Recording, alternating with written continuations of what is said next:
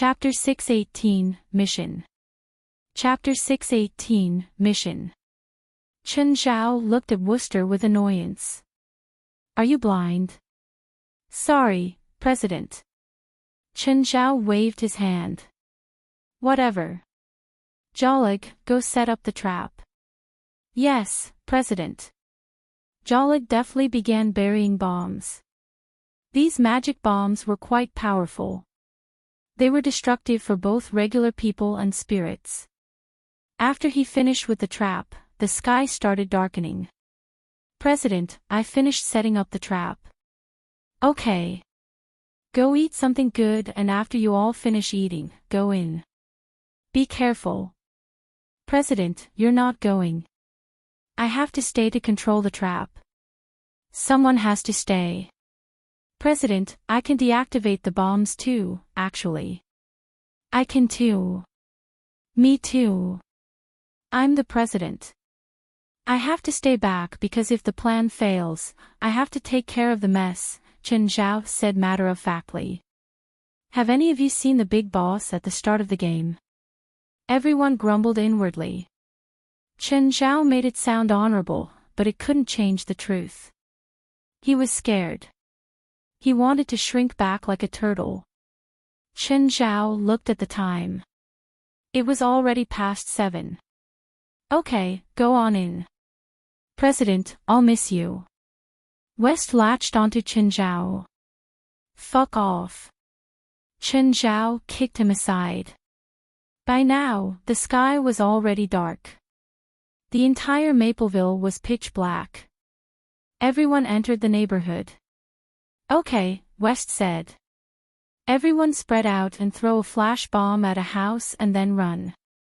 Flash bombs were the best at infuriating a spirit. Not only were they useful against humans, they also worked for spirits.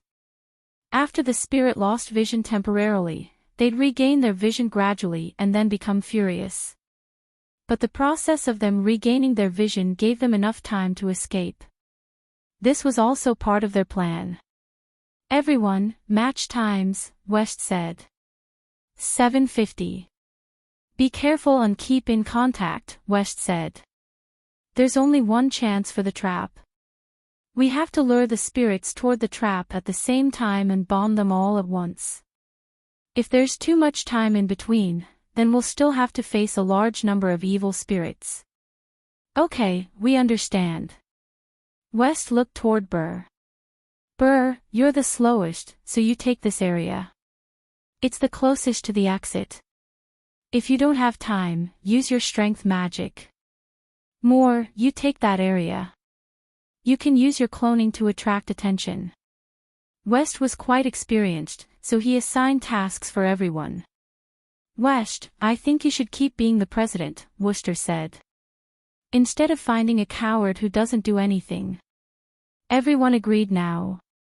West furrowed his brows. Okay, everyone has their own area.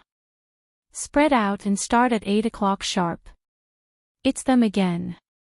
Are they here to look for death? Pamela saw the supernatural organization through her window. She wasn't unfamiliar with them. Even though she hadn't interacted with them before, she knew that they'd come to Mapleville many times and fought with the evil spirits. However, they were just average. It was a feat if they could kill 1 or 2 evil spirits each time. They fled immediately if there were more. Tick, tick. When 8 o'clock arrived, Belia smashed something into the window. What's that? Boom. In an instant, the sharp light blinded Pamela. Ah. My eyes. I'm going to kill her. I'll kill that little bitch. Ah. Belia ran immediately. She went next door and threw another flash bomb. Howls came out of the house immediately. Similar scenes replayed in every corner of the neighborhood. Belia flew past one area and tossed a bomb into a dozen houses. With a whoosh, an aggressive evil spirit broke out of a house behind her. Bitch, I'm gonna kill you. This evil spirit was 2 or 3 times bigger than usual. He was like a small giant. Ah! Belia ran back in fear. While running, she yelled out, "I'm pretty much done luring. When can I run back?" "Belia, you're the deepest in. You can start back now. I'm almost done too." Hearing West's words, Belia rounded a fountain and started running back. Suddenly, the evil spirit behind her caught up and clawed her back. Light flashed on her back.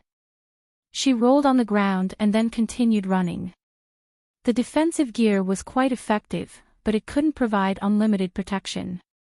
Its effect weakened with each use.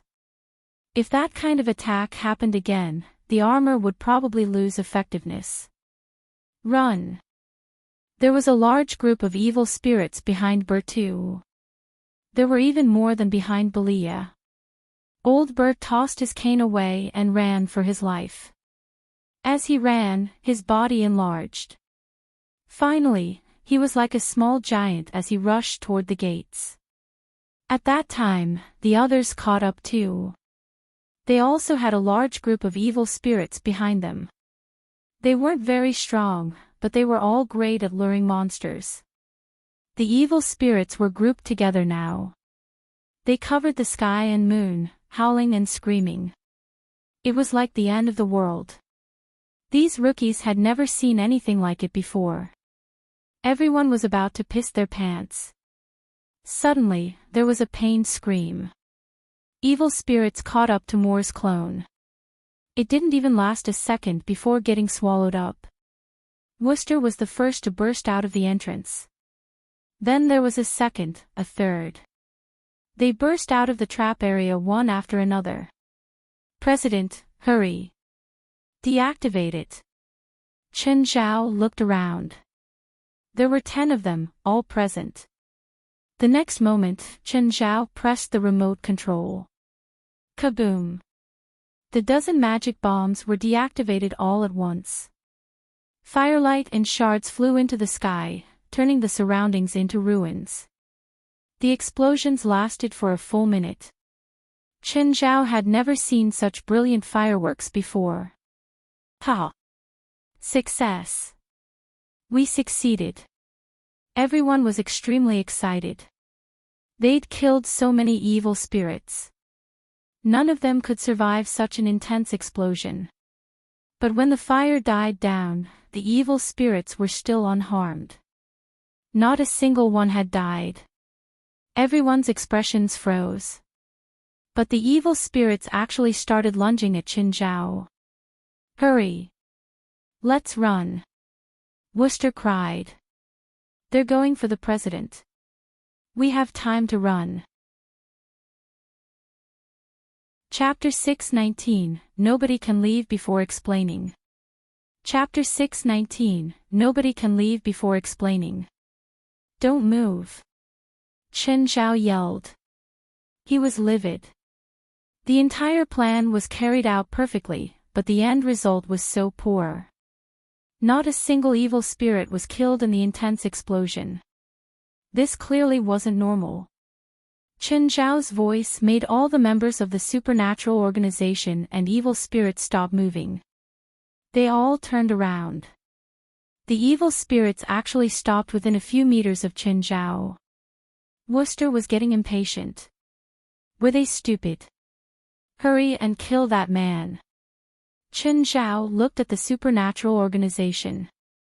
Whoever dares to move will die here today.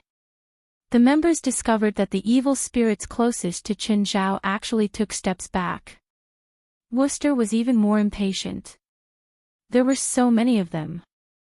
Why were they afraid of this man? And no one better think about escaping.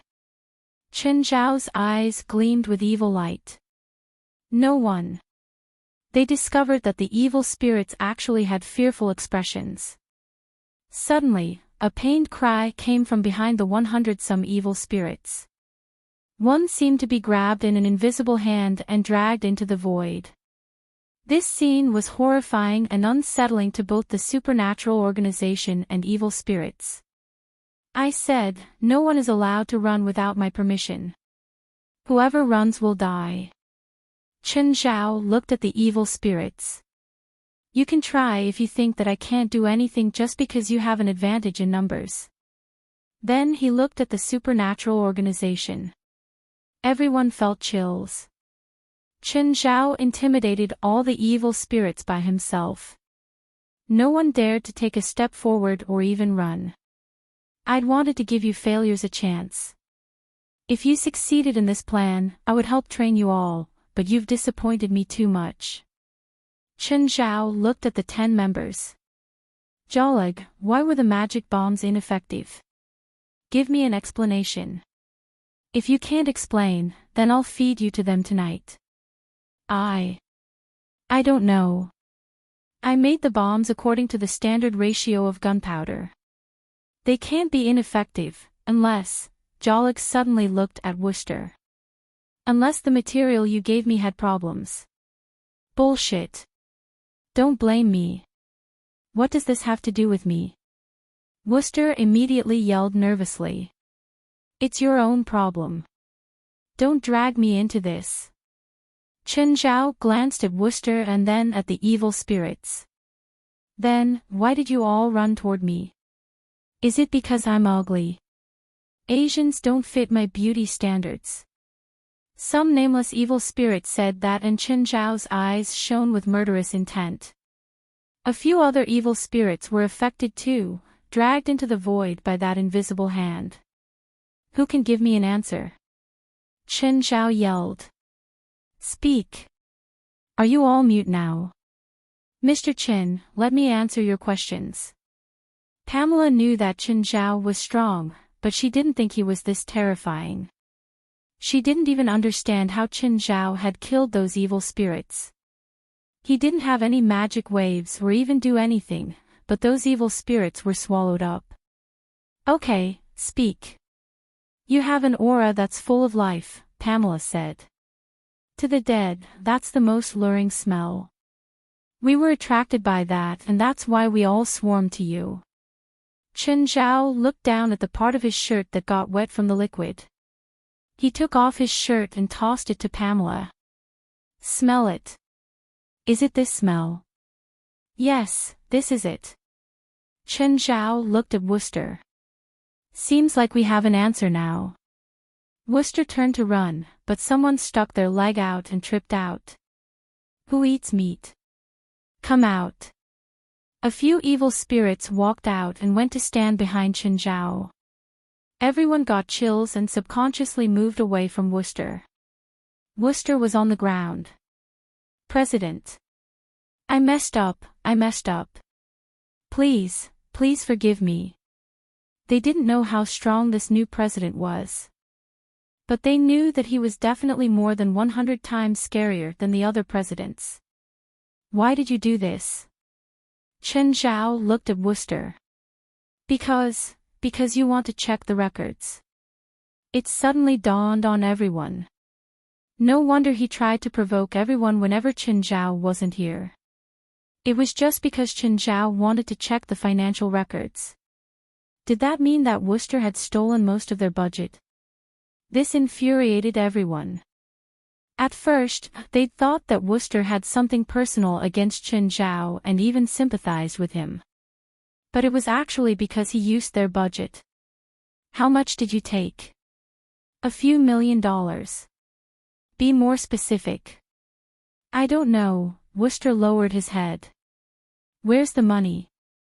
Here, with me. Wooster was a sniveling mess from the fear. President, I'll definitely change. Please forgive me. This card. What's the password? Wooster recited a string of numbers. Chen Zhao tossed the card to West. Check how much money is in here. West took out his phone to check. $455,000. Only 10% of a few million is left. Where's the rest of the money? Gone. I spent it. Great. Chen Zhao sneered. Rip him apart. No. West couldn't take it anymore and took a step forward. President. You want to speak up for him? How about you get punished in his place? West took a step back. No one else spoke. Ah. A while later, Wooster was a lump of ground meat. Chen Zhao looked at the evil spirits. Now, as the president of the supernatural organization, I'm issuing the final order. If you don't leave Mapleville in 3 days, I'll have to evict you all. Mr. Chen, we have nowhere to go, Pamela said. If we leave and scatter, we'll bring more danger. At least, she knew Chen Zhao and was the strongest spirit here.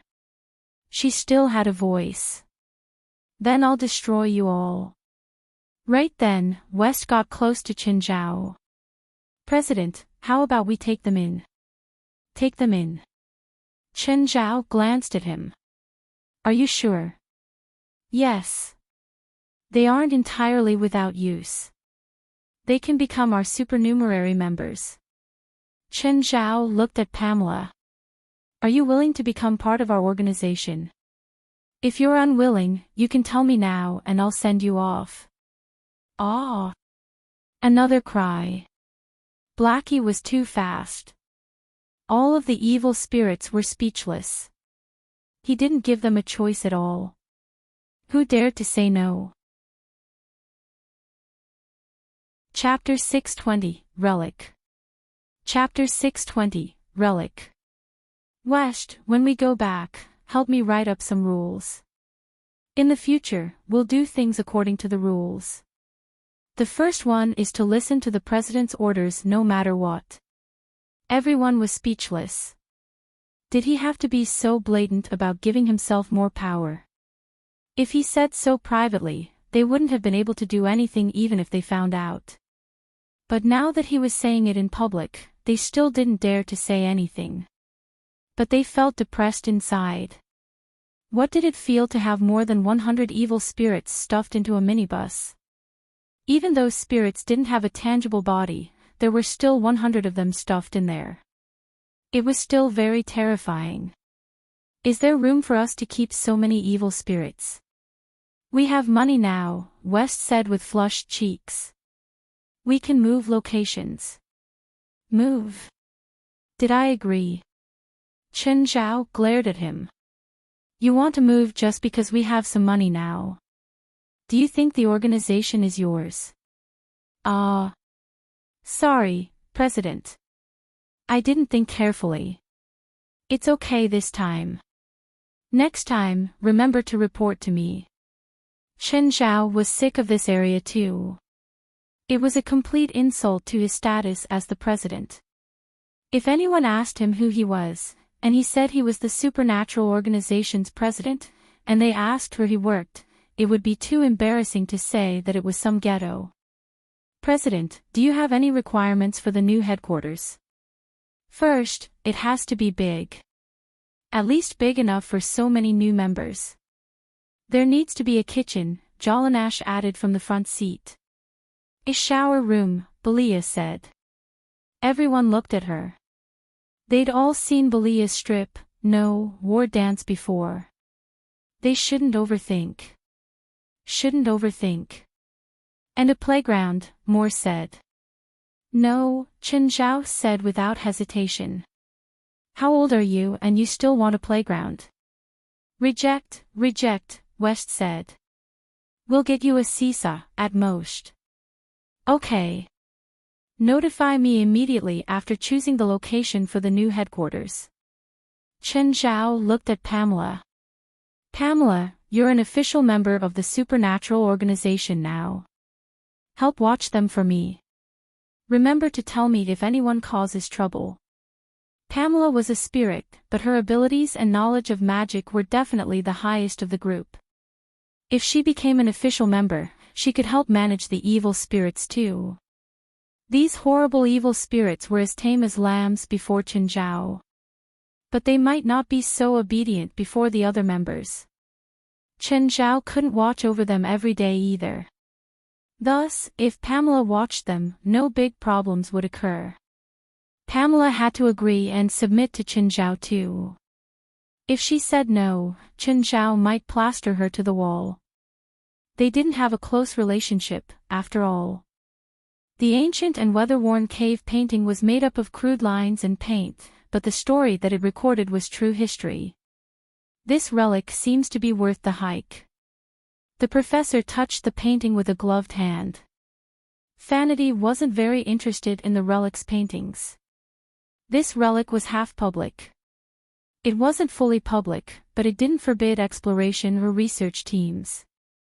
Vanity walked deeper into the relic. Suddenly, a strange sound traveled out. It was like a child's laugh. This kind of relic obviously shouldn't have any children's voice. But Vanity heard it clearly. She didn't think that it was a hallucination. But when she turned around, she didn't see any child.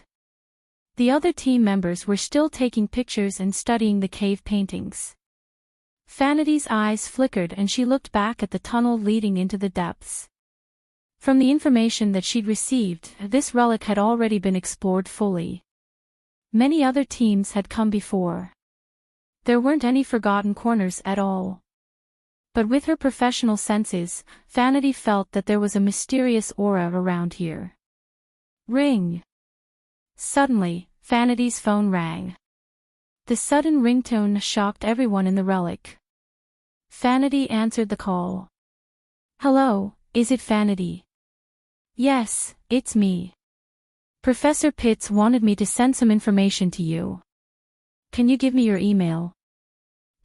Sure. Where is Professor Pitts? He went out to sea. Sea? Why? Vanity was confused. She'd worked with Pitts for many years. Pitts had come to this relic before too and then kept egging her on to come to look. She might have some special discoveries. Now that she'd come, Pitts went out to sea. Didn't he hate going out to sea? Why did he go now? Sorry, I don't know either. I'm just his student, but Professor Pitts said that you'd understand. Understand? Understand what? Vanity was utterly confused. After she ended the call with Professor Pitts's student, she received the information sent to her. She opened it. How come it was all pictures of this relic? What was this for? Mr. Steelen, can you come here? Steelen was a very knowledgeable scholar on her team. A friend sent this to me. Can you help me see what it means? Steelen took her phone. They're pictures of here. Yes. This picture seems to be of that side. Steelen compared the relic to the pictures. It looks weird. More specifically, the painting inside it. What's weird? In Incan records, they worship the sun and sky, so most of their paintings look up to the sky and sun. But look at this picture. Steelen pointed at the painting on the wall. This tall man is looking at the ground. Are there no Incan paintings looking at the ground? There are, but very rarely. Looking at the ground symbolizes death. If someone in the painting is looking at the ground, it means that he's about to die. I still don't understand what's strange about this. Why can't it symbolize death? Vanity, look at this row of paintings. This man is like a hero of a fairy tale. He accepted 3 missions, killed a hungry man-eating wolf, defeated a crocodile in the water, and the bear king of the forest. He's walking on the path of becoming king. The path symbolizes glory too. He should be looking up at the sky when he's becoming king. Incan kings wouldn't look down even up until death, but he's doing that when getting crowned. Then, what does that represent? Chapter 621, Rufford's Personal Record. Chapter 621, Rufford's Personal Record. Belief, Steelen said. This is an unusual ruler. He didn't believe in the sky or the sun. He believed in the earth and death. And then? The story ends here, Steelen said. Vanity turned in confusion. Earlier, she heard that child's laughter again. This made her feel that she was going crazy. She looked around. Leader. Leader. Ha. What? What's wrong? Are you okay? No, I'm fine. Vanity shook her head. Can you tell what the significance is of these pictures my friend has sent me? It should be the key point of this relic. What key point? After I came in, I sensed that this relic isn't complete. I suspect that a portion of it isn't here. I still don't understand. The relic was cut apart by someone and moved to another place. The wall paintings here actually point to where the other part is. Moved to another place. How can such a big relic be moved? Rather than move, you could say that it was built elsewhere, Steelen said. It's possibly due to the environment or political reasons at that time, making it impossible for the relic to be continued to be built. So the relic's owner changed location for some reason and continued to build the remaining parts. As for the reason, I don't know. Steelen paused before continuing. But judging from the various phenomena, your friend has already found the other half. He sent you an invitation. If you can decode it, then you'll qualify to explore more secrets of the relic with him. Chen, come walk with me, Laurent said. Go by yourself if you want to walk. Why do I have to go? We don't have that great of a relationship. Chen Zhao rolled his eyes. I'm going back to Sacramento tomorrow. Oh, is Winnip back? Chen Zhao celebrated inside. This old bastard was finally leaving. He could have his two-person world with Fei Lai again. Suddenly, Chen Zhao felt like the world was sunny and fresh again. The entire world had become beautiful. I want to walk around Pamela's neighborhood again. Come with me. This old bastard was such a coward, so why did he insist on going there? Although, Mapleville wasn't dangerous anymore. No. Go by yourself. If you don't go with me, then I'll tell Fei Lai that you hit me. If you tell Fei Lai, then I'll tell Winnip that you're looking for your old lover. Laurent was furious. I'm so pissed. Why would Fei Lai fall for someone like you? I'm curious too as to how an asshole like you can make someone like Fei Lai. I'll go alone. Laurent left with Chen Zhao's keys. Chen Zhao picked up his phone. There was a notification. American athlete Rufford won first place at the Tokyo leg of the Diamond League for men's 100 with 9:59 seconds. This broke his personal record and also made him become the first contestant to break 9:6 seconds. The current world record holder is Usain Bolt, but compared to Bolt, Rufford still has a lot of room for improvement. Bolt is already 32 years old, while Rufford is still in his prime. He is still improving quickly. In the past year, he'd run under 9.7 seconds many times. In the last national championships, he'd run 9.6 seconds. This was his first time attending the Diamond League and he'd outdone himself again. Will he be able to maintain this level in the second leg in London? Or surpass his own record or even the world record? Even though the world record of 9.58 seconds is already very hard to break, Rufford still has hope. Chen Zhao slapped his forehead. Rufford's Diamond League competition had already started. He remembered Rufford saying that the sixth leg of the race would be in New York on June 21st. He'd also promised Rufford to go watch the race. Chen Zhao called Board. Hey, Board. It's me. Ah, Mr. Chen. Can I help you? Is Rufford training? Yeah, he's training now. Where are you two? We're in London right now. We came early to get used to the track environment. Oh. Rufford's condition is pretty good recently, right? Very good, Mr. Chen. You saw the news of him winning Tokyo, right? Yeah, I saw it, Chen Zhao answered. Tell him that I'm happy about his current condition. Okay, I won't bother you anymore. The more successful Rufford was, the more he earned. Rufford was starting to make money now. In the past 3 months, he signed 2 endorsements. One of the endorsements was $1 million. This price was still far from a true superstar's level, but it was a good sign for Chen Zhao. What was a superstar or a track runner? One race could create a superstar. It was the same in both America and China.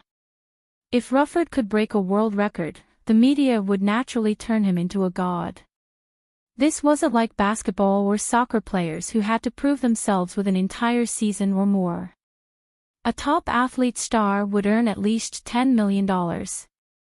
In a luxurious manner. I'm sorry, Mr. Tailist. I can't go to your party tonight, I'm sorry. It's okay. I understand, Tailist answered politely.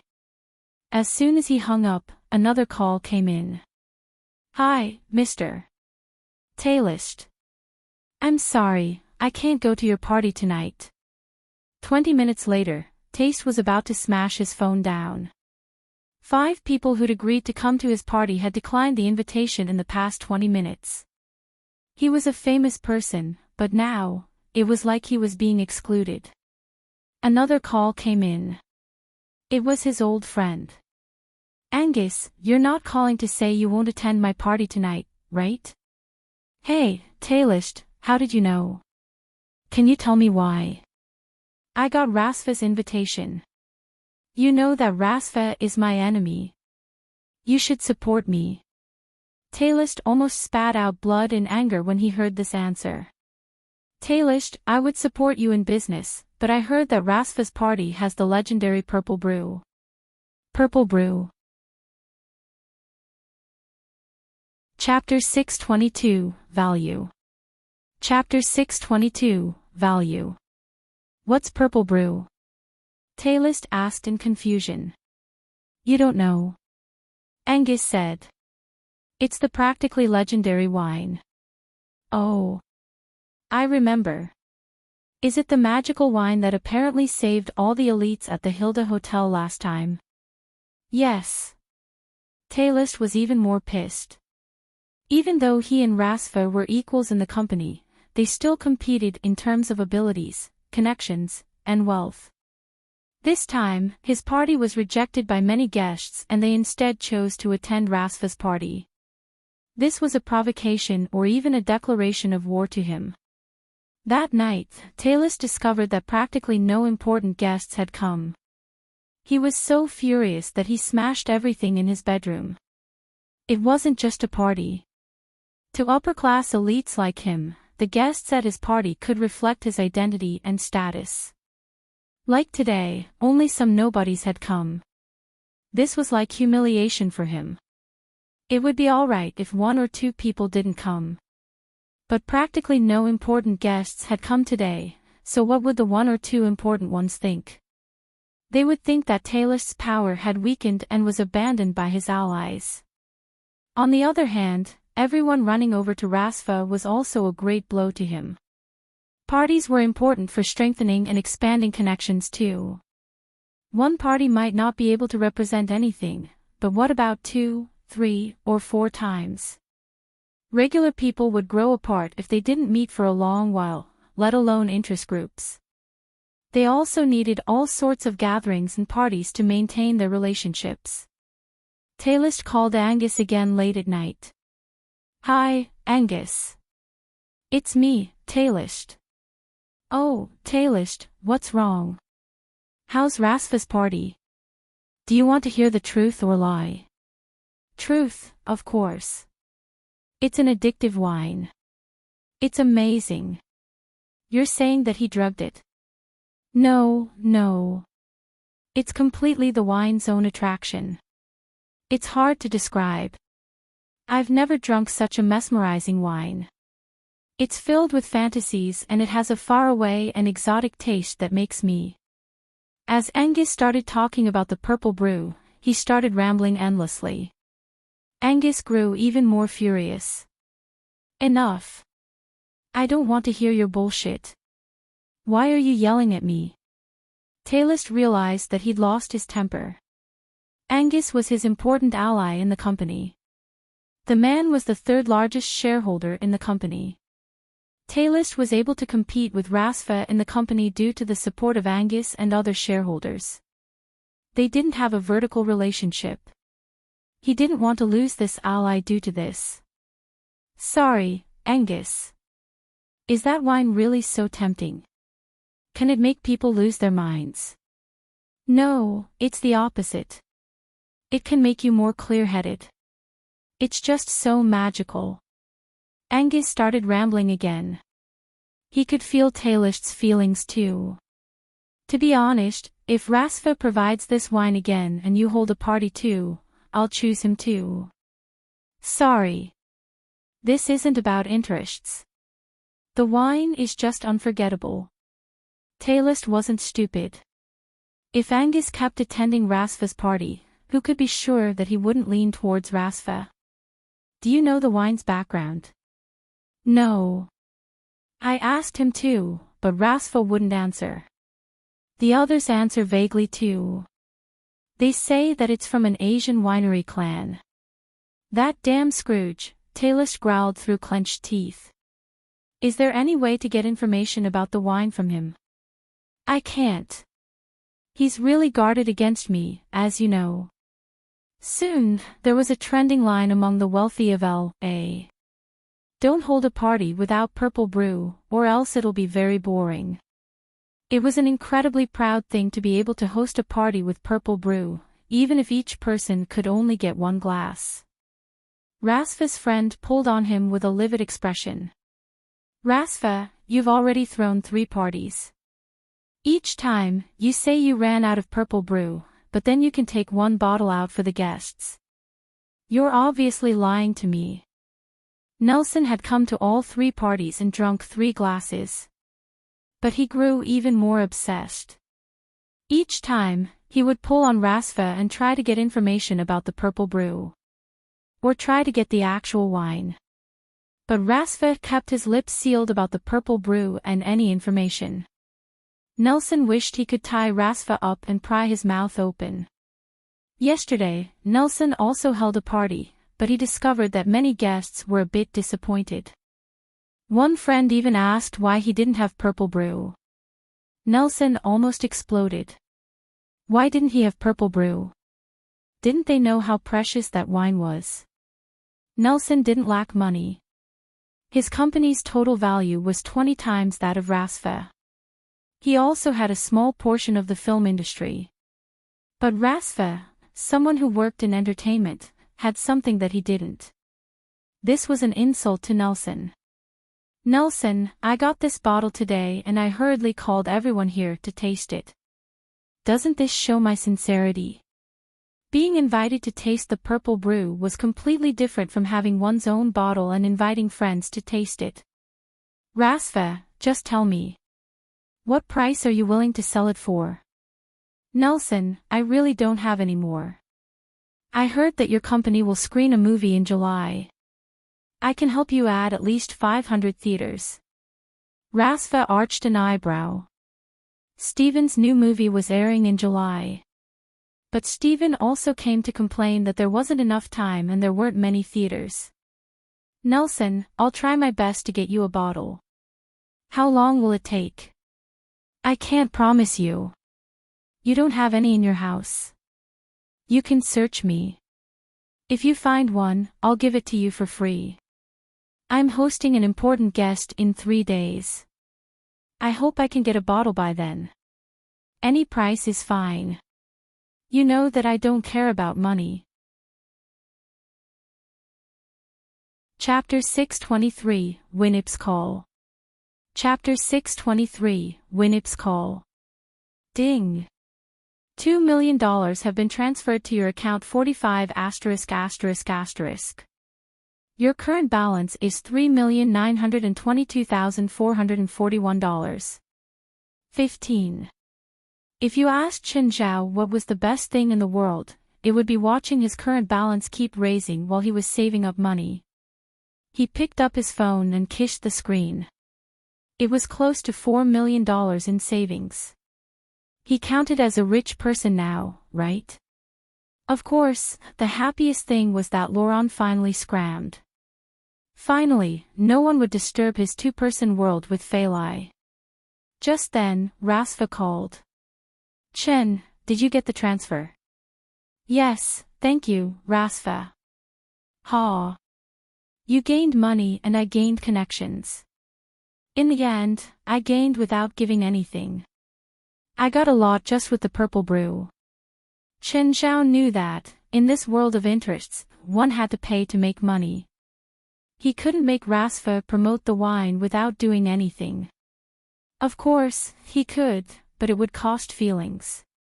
He would have to pay that back too. No one was required to pay or sacrifice for someone else. If Qin Zhao relied on his own connections, he mostly only knew regular people. Even though he had Risvar and Del, he couldn't sell them wine every day. Del was rich, but he couldn't take all those expenses either. As for Risvar, it was the same. It would affect their relationship if he sold his own stuff to them for such a high cost. After ending the call with Rasfa, Zola's call came in. Zola, did you discuss it with your dad to call right after him? You were talking with Rasfa. No wonder I couldn't get through. Is something wrong? I can't call you just because I want to. Sure, of course. Can you lend me Princess for a few days? Zola asked. See, you do need something, Chen Zhao teased. Will you lend me her or not? If you need Princess, you can come and take her the day of and return her the day of too. Why do you need her for a few days? Actually, I need to go to New York. Oh. When? June 20th to 25th, Zola said. My brand is opening up a new business in New York.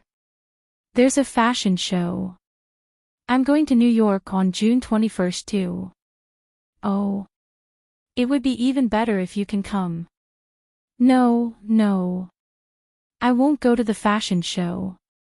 It's too repressive to Feilai and I. Fine. Zola was slightly disappointed. What are you doing in New York? Going to see the New York leg of the Diamond League race. You like track? No, my friend is competing. Oh. How about we go to New York together? Sure, but how will we transport Princess? She doesn't like to be in a cage. We'll just borrow Rasfa's private jet, Zola said. Oh, I'll have Triss, Nat, and Cooper go over to you in a few days. They'll call when they go. This isn't necessary, right? Feilai and I don't need clothes. You're overthinking. It's for Princess, not you. She's going to take part in the fashion show, so she obviously needs her own tailored outfit. Oh, yeah. Chen Zhao really did think too much.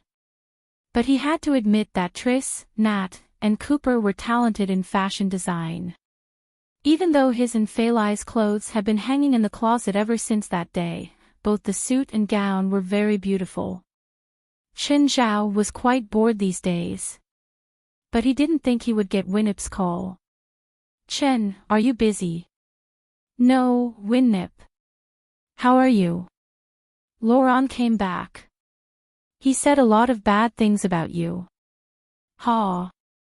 Laurent loves joking around. Winnip knew that Chen Zhao and Laurent didn't have a good relationship.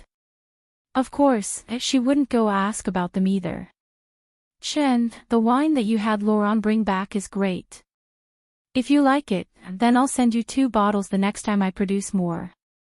Have you thought about selling the wine in my supermarket? No, Chen Zhao said honestly. What kind of place was a supermarket? It had a small profit but a quick turnover rate. There were some luxury items, but the highest price was only a few $10,000. How could he sell $1 million wine there? Chen Zhao wasn't crazy. Of maybe Winnip didn't know the price yet. Chen, I know what you're worried about. Winnip, are you sure you know the cost? I saw the news. Plus, I have friends in the upper class of L.A. too. I know what the value of the purple brew is to them. But you still want to.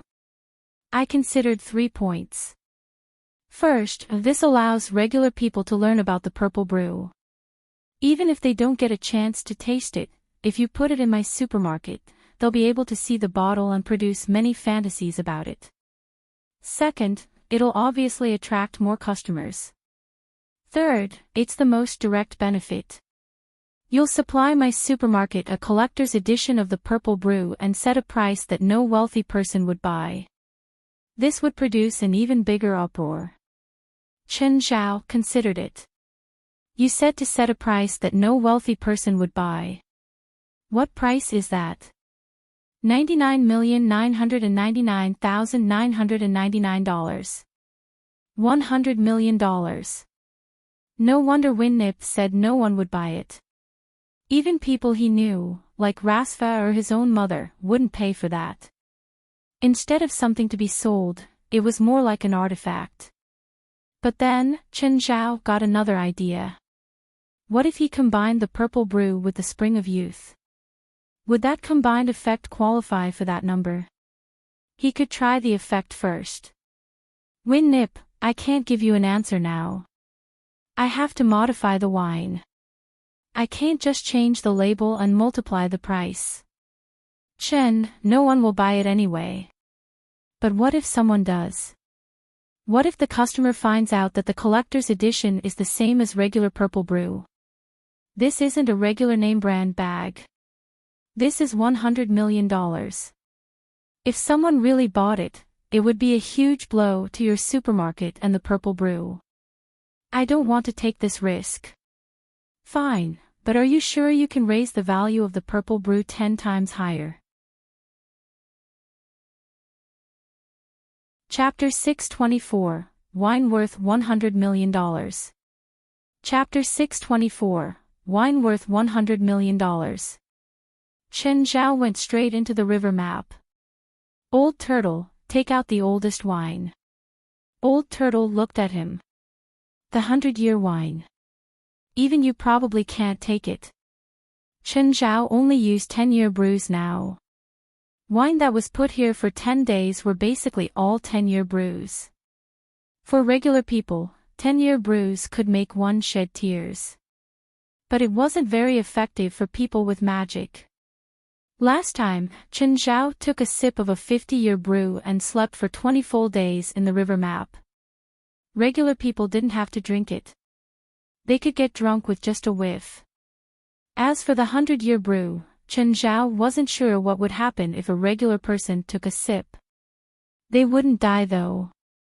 Plus, the spiritual qi in the wine was very beneficial for the body. Old Turtle took out a bottle of 100-year brew and placed it before him. Chen Zhao didn't even drink it. Just smelling the fragrance made him feel like he was floating. It wasn't like getting drunk. He felt truly awake and clear-headed. The moment he opened the lid, the fragrance poured out like a fountain. Chen Zhao grew dizzy and fell to the ground, asleep. Hey, wake up. After a while, Chen Zhao was woken up by Old Turtle. How long did I sleep for? How many days? If you want to sleep, go outside, Old Turtle said. Don't sleep here. Chen Zhao pursed his lips. After waking up, he felt refreshed but also like he didn't sleep enough. If Old Turtle hadn't woken him up, he could probably sleep for another month. Old Turtle, put in a drop of this. Chen Zhao took out a few drops of the Spring of Youth and placed it on the lid. Then he ran 100 meters away so he wouldn't get affected by the wine again. Do you have to run so far away? Old Turtle looked at the Spring of Youth on the lid. Hey, this combined the essence of the mountain and shine of the sun and moon. It's quite a nice treasure. With that, the Old Turtle opened the 100-year wine. Even though Chen Zhao was 100 meters away, he could still smell the heavy fragrance. He started getting dizzy and had to run back some more. But after Old Turtle added in the spring of youth, a gust of almost tangible spiritual chi poured out. Great wine, great wine. Old Turtle poured the wine into his mouth. Chen Zhao was in pain. That was the spring of youth. He'd already used up a lot and only 1/3 was left. Old Turtle drank it all in one gulp. He smacked his lips. This wine is indeed incredible, but a mortal can't drink it. What will happen if they do? Their spirit will be washed clean by the spiritual chi and become an empty shell. Chen Zhao was shocked. That's serious. Yeah. What did you pour in earlier? Spring of Youth. The Spring of Youth is quite effective, but you can't mix it with 100-year wine, Old Turtle said. Even you can't drink it, let alone regular people. Then what can I do if I want to improve the wine's quality but still have regular people accept it? Easy. Old Turtle took out another internal alchemy stone. He didn't know how many house-sized internal alchemies he actually had. He scraped the thing, creating a layer of powder. He mixed it into the wine and shook it. Now, add another drop of Spring of Youth. Old Turtle added in a drop. Done. That's it. What more do you want? Old Turtle rolled his eyes. This wine is the best thing in the world for most people who are in a slump. If you use it often, it can nourish your body. You won't age and a regular person's ailments will all disappear. There are no side effects other than sleeping for 3 days and nights. Chen Zhao took a sip of the 100-year wine. He started swaying, but it didn't hit as hard as the wine earlier. The wine was quite intense, but it was still acceptable. Why did it weaken after you put in the internal alchemy stone? The spiritual chi in the wine was absorbed by my internal alchemy stone, so it won't affect the body. After you drink it, the internal alchemy powder will nourish your body, so it's like magical wine to regular people. Old Turtle got a segment of purple bamboo and poured all the wine into it. Purple bamboo can repel demons. It's also a treasure. Chen Zhao felt that this was enough. To be honest, he hoped it could sell, even though he knew that it was impossible and just a daydream. Suddenly, Chen Zhao had an idea. How about we call it Daydream? Not bad, quite interesting. Old Turtle's finger moved and he carved some ancient-looking words onto the bamboo. Purple bamboo, Daydream. After exiting the river map, Chen Zhao called Winnip. Winnip, have Kareem, Kane, and Howard come to L.A. and take the wine I made back. Chen Zhao didn't dare to ship the wine to Sacramento. If anything happened along the way, he would cry. Is there something special about it? It's good for your health, Chen Zhao answered simply. He didn't dare to tell Winnip directly. If Winnip herself was tempted and wanted it, Chen Zhao wouldn't be able to supply her. After all, it contained the Spring of Youth. Okay, I'll have them 3 go to L.A. After Chen Zhao hung up, Wes came to his house without warning again. Chen Zhao came out of the door. How come you're here again? President, we've decided on a location for the new office for the supernatural organization. Please come take a look. Okay, let's go. Chen Zhao got into West's car and he drove Chen Zhao to the suburbs. It's this far from the city. President, we have more than 100 evil spirits now. It's inconvenient to stay in the city. Okay, that makes sense. After driving for more than an hour, a forest appeared. Chen Zhao frowned. This far? We're almost there. As soon as he spoke, Chen Zhao saw a huge gray building deep within the woods. The building looked quite old. It was like the foreign buildings in Shanghai from the 1920s or 30s. President, this is our office from now on. What do you think? How much is the rent? Rent? President, I bought this place.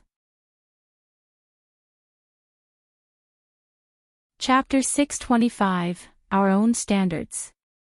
Chapter 625, Our Own Standards. You bought it. How much did you spend? $400,000. West shrunk back, voice turning smaller. He spent $400,000 to buy this ancient thing. Chen Zhao was speechless. Glancing at West, he said, "You already signed the contract. Can you destroy it? How about we send some evil spirits to terrorize the seller?" "President, we're a legit government department." "Fine." Chen Zhao's heart felt dead. "President, there are a lot of caves in the mountain behind it," West explained. "It can act as a residency for the evil spirits. They can help train our members and also participate in our future missions." "Fine, fine." Chen Zhao was annoyed. His plan to get himself a pretty office was ruined now. This place is really big. Not only did we buy the land, but the forest belongs to us now too. We can build more infrastructure here. Where's the money? "President, we succeeded in Mapleville, so we'll get this year's funds within 10 days. "How much?" $500,000. "How come it's only $500,000? Didn't you say we get a few $1,000,000 each year?" "The funds are given per season." "Then, won't they compensate us for the missing funds from before?" "President, you're overthinking. Let's go take a look." Chen Zhao took in the headquarters. Even though the building was old, it was quite big and had quite a lot of rooms. There was a big yard in the back. A group of people were practicing magic there. "Ugh, how about no?"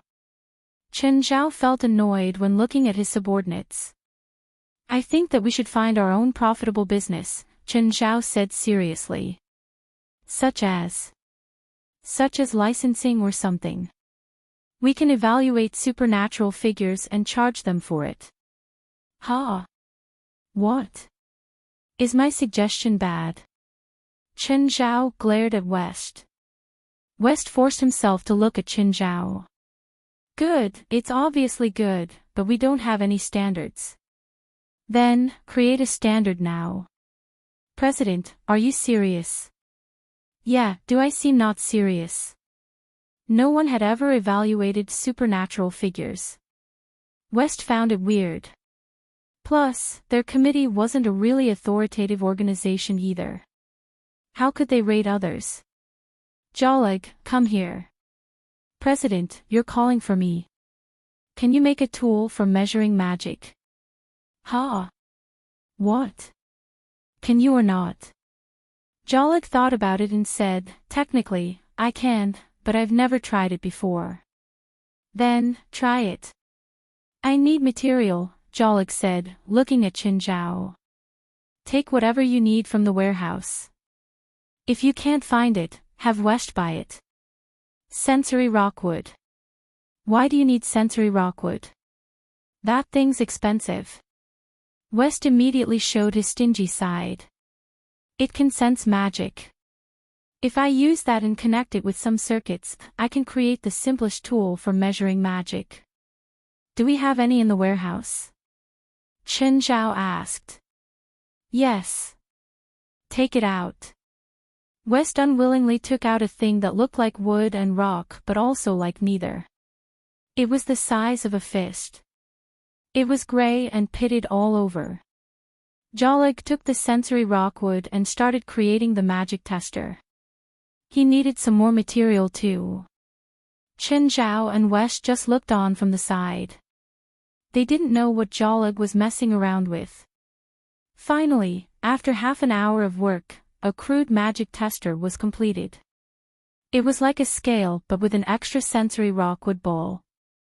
It also had a dashboard. "President, Mr. West, it's done. Do you want to try?" "How does it work?" "Put your hands on the ball. The sensory rockwood can sense the user's magic." West walked over and held the ball. The needle on the dashboard started jumping. But there were only tick marks and no numbers. Why aren't there any numbers?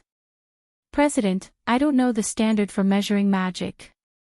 We'll set our own standard, Chen Zhao said. Call the others over. We'll discuss it together. West saw that Chen Zhao seemed to be pretty serious. He didn't look like he was joking at all. After everyone gathered over, West explained to them. Chen Zhao suddenly thought of something. Aduz is a normal person. Does he have magic? Everyone looked at him. He felt speechless. I can't have magic, right? Come try. Aduz held the ball with both hands and the needle moved slightly. Regular people have magic too, but it's very weak. How about we use Aduz magic as the standards one? Chen Zhao suggested. No one had objections. Chen Zhao was right, no matter what. Everyone was quite interested too. They wanted to know what level they belonged to with their skills. Jolig made some slight changes to the tool and quantified it. Finally, after the second revision, Mana Tester 1.0 was officially complete. Aduz's measurement was 1. He would also be the standard. The full name of the quantified magic value was Aduz Standard Mana 1. Who'll try first? Chen Zhao looked at everyone. I'll go first, Jolanash said. She walked forward and held the ball. The needle shot up instantly and finally stopped at 75. Jolanash looked around. She wasn't sure if her mana was high or low. Belia was second. Her mana was 95. Jolanash wasn't happy. Someone had higher mana than her. However, Belia wasn't a fighter and her combat abilities weren't as high as her, so she could manage to accept this. Third was the old man Burr. His mana was 102. Jolanash's face darkened, but okay. He was old, so it was normal that he had higher mana. Fourth to test was Moore. His mana was 74. Fifth was Morid. His mana was 76. West, 85. Jolig, 58. Padalu, 40. Engelite, 99. Aduz, 1. Jolanash was unhappy. She realized that her mana was only second tier. But now, everyone looked at Chen Zhao. Chapter 626, Mana Classes. Chapter 626, Mana Classes. Chen Zhao glanced at everyone and held the sphere with his left hand. The pointer shot up at once. It stopped at 205. The party was somewhat bewildered. They thought that Chen Zhao's mana would be significantly higher than them. But 205 was lower than what they had expected. Why is it only 205? Weird. Chen Zhao's combat power was unquestionably much higher than theirs. But his mana was not. President, try using both hands. After thinking, Chen Zhao put his right hand there too. Immediately, the pointer jumped and reached the limit of 500. Everyone was wowed. Indeed, Chen Zhao was much more powerful than them. President, I'll modify it again. That's not urgent.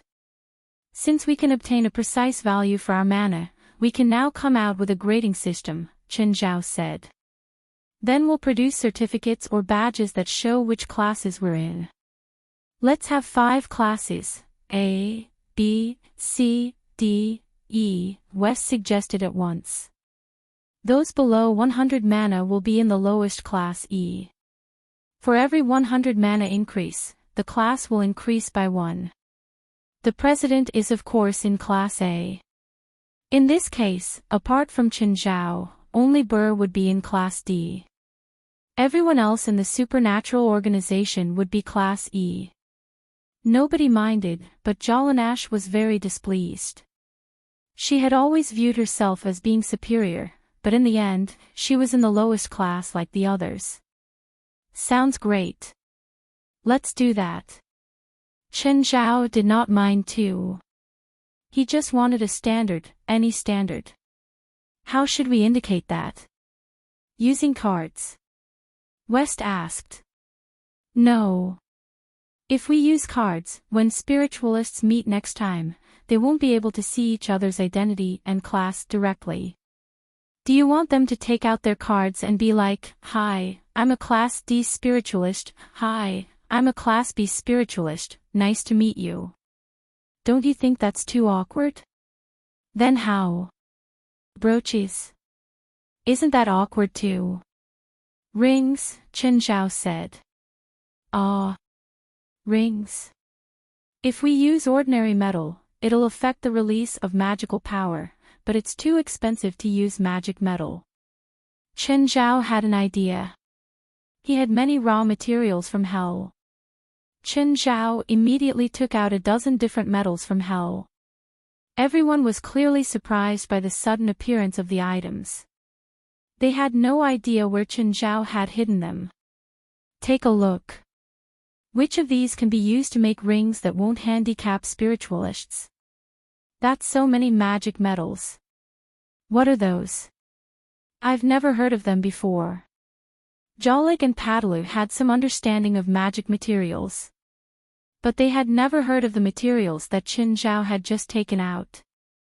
Don't worry about where I've gotten them from, Chen Zhao said lightly.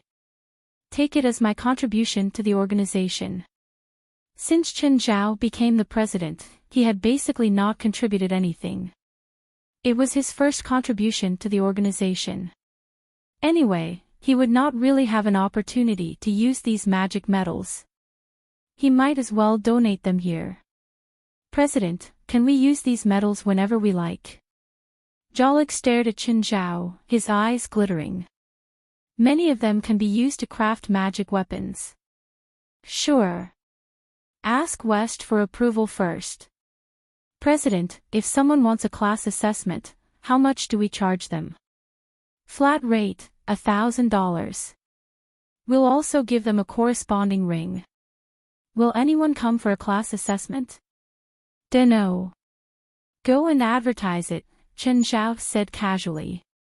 He did not have to do anything himself anyway. It was like how a boss issued a casual order and the workers could work to death because of it. West seemed upset. What could he do, given that Chen Zhao was the president? Moreover, he was the one who had invited Chen Zhao here. Also, give those evil spirits some class assessment too. The supernatural organization had been organizing their HQ these few days. Jolik had also been improving the mana tester. He increased the limit of the tester. Chen Zhao's right arm had a mana of 615. When Chen Zhao put both of his hands on it, the reading was 754. Of course, the strength of one's magical power was not the sole indicator of one's combat power. An example would be Jolinash. She was in Class E with 75 mana, which was mediocre in the organization. But her combat power was really outstanding among all the members. Also, Burr was the only Class D member. But he was only a 10-second man. After 10 seconds, he would become a burden. Moreover, he would habitually sell the wine before its time. Sometimes, he might be done in 3 seconds. Chen, I have an ordinary client for you. 10,000. Now, Ethan would only give Chen Zhao clients whose pay was over 10,000. It was not little. In fact, most people could not earn 10,000 a month. Chen Zhao had also passed the times when he needed to expand his social circle and increase his reputation. After receiving the address, he went straight to the client's house. It was an apartment. The location was pretty good, so the client must be rich. When Chen Zhao reached, he knocked on the door.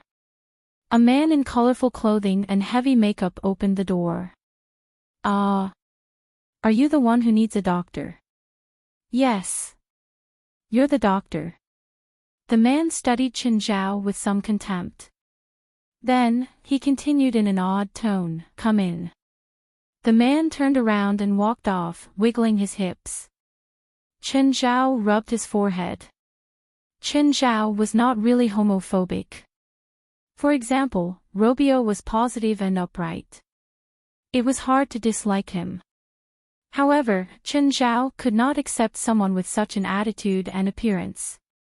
While the man had the right to dress up however he liked, people had to socialize.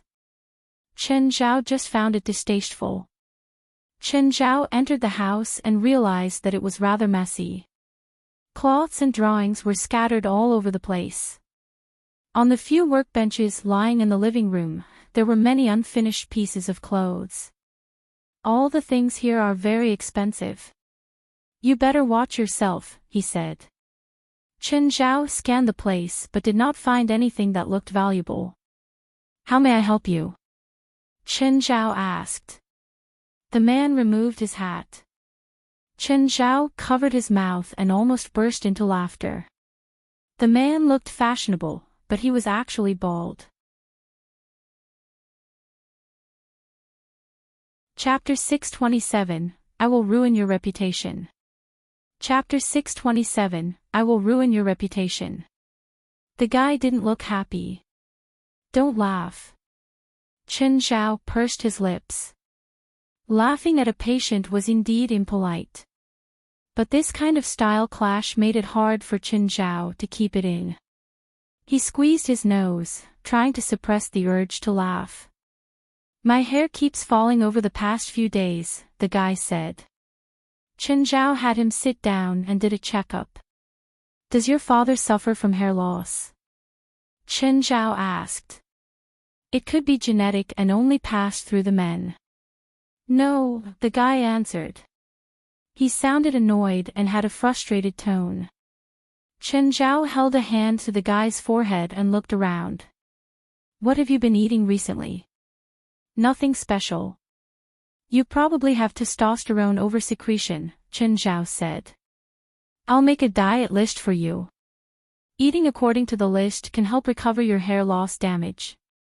I need to go back to the normal volume as soon as possible. You already lost hair. It won't grow back quickly unless you get a transplant. I heard that you're the best. I need the best service.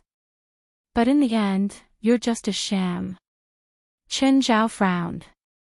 This baldy was just looking for disappointment. Any normal person knew that, even if balding could be cured, hair couldn't grow back quickly. If he discovered the problem earlier, Chen Zhao could help curb the situation. But he was powerless against hair that had already been lost. He could only perform recovery treatment, mainly by changing the patient's dietary habits and reduce testosterone secretion. The man's body had to recover from the damaged hair follicles before new ones could grow out. If you think I'm unable to solve your problem, then I'll take my leave. Did I say you could leave? The guy looked at Chen Zhao. If you don't want your reputation ruined, you better stay here. I'd like to see how you'll ruin my reputation. Chen Zhao scoffed and went toward the door.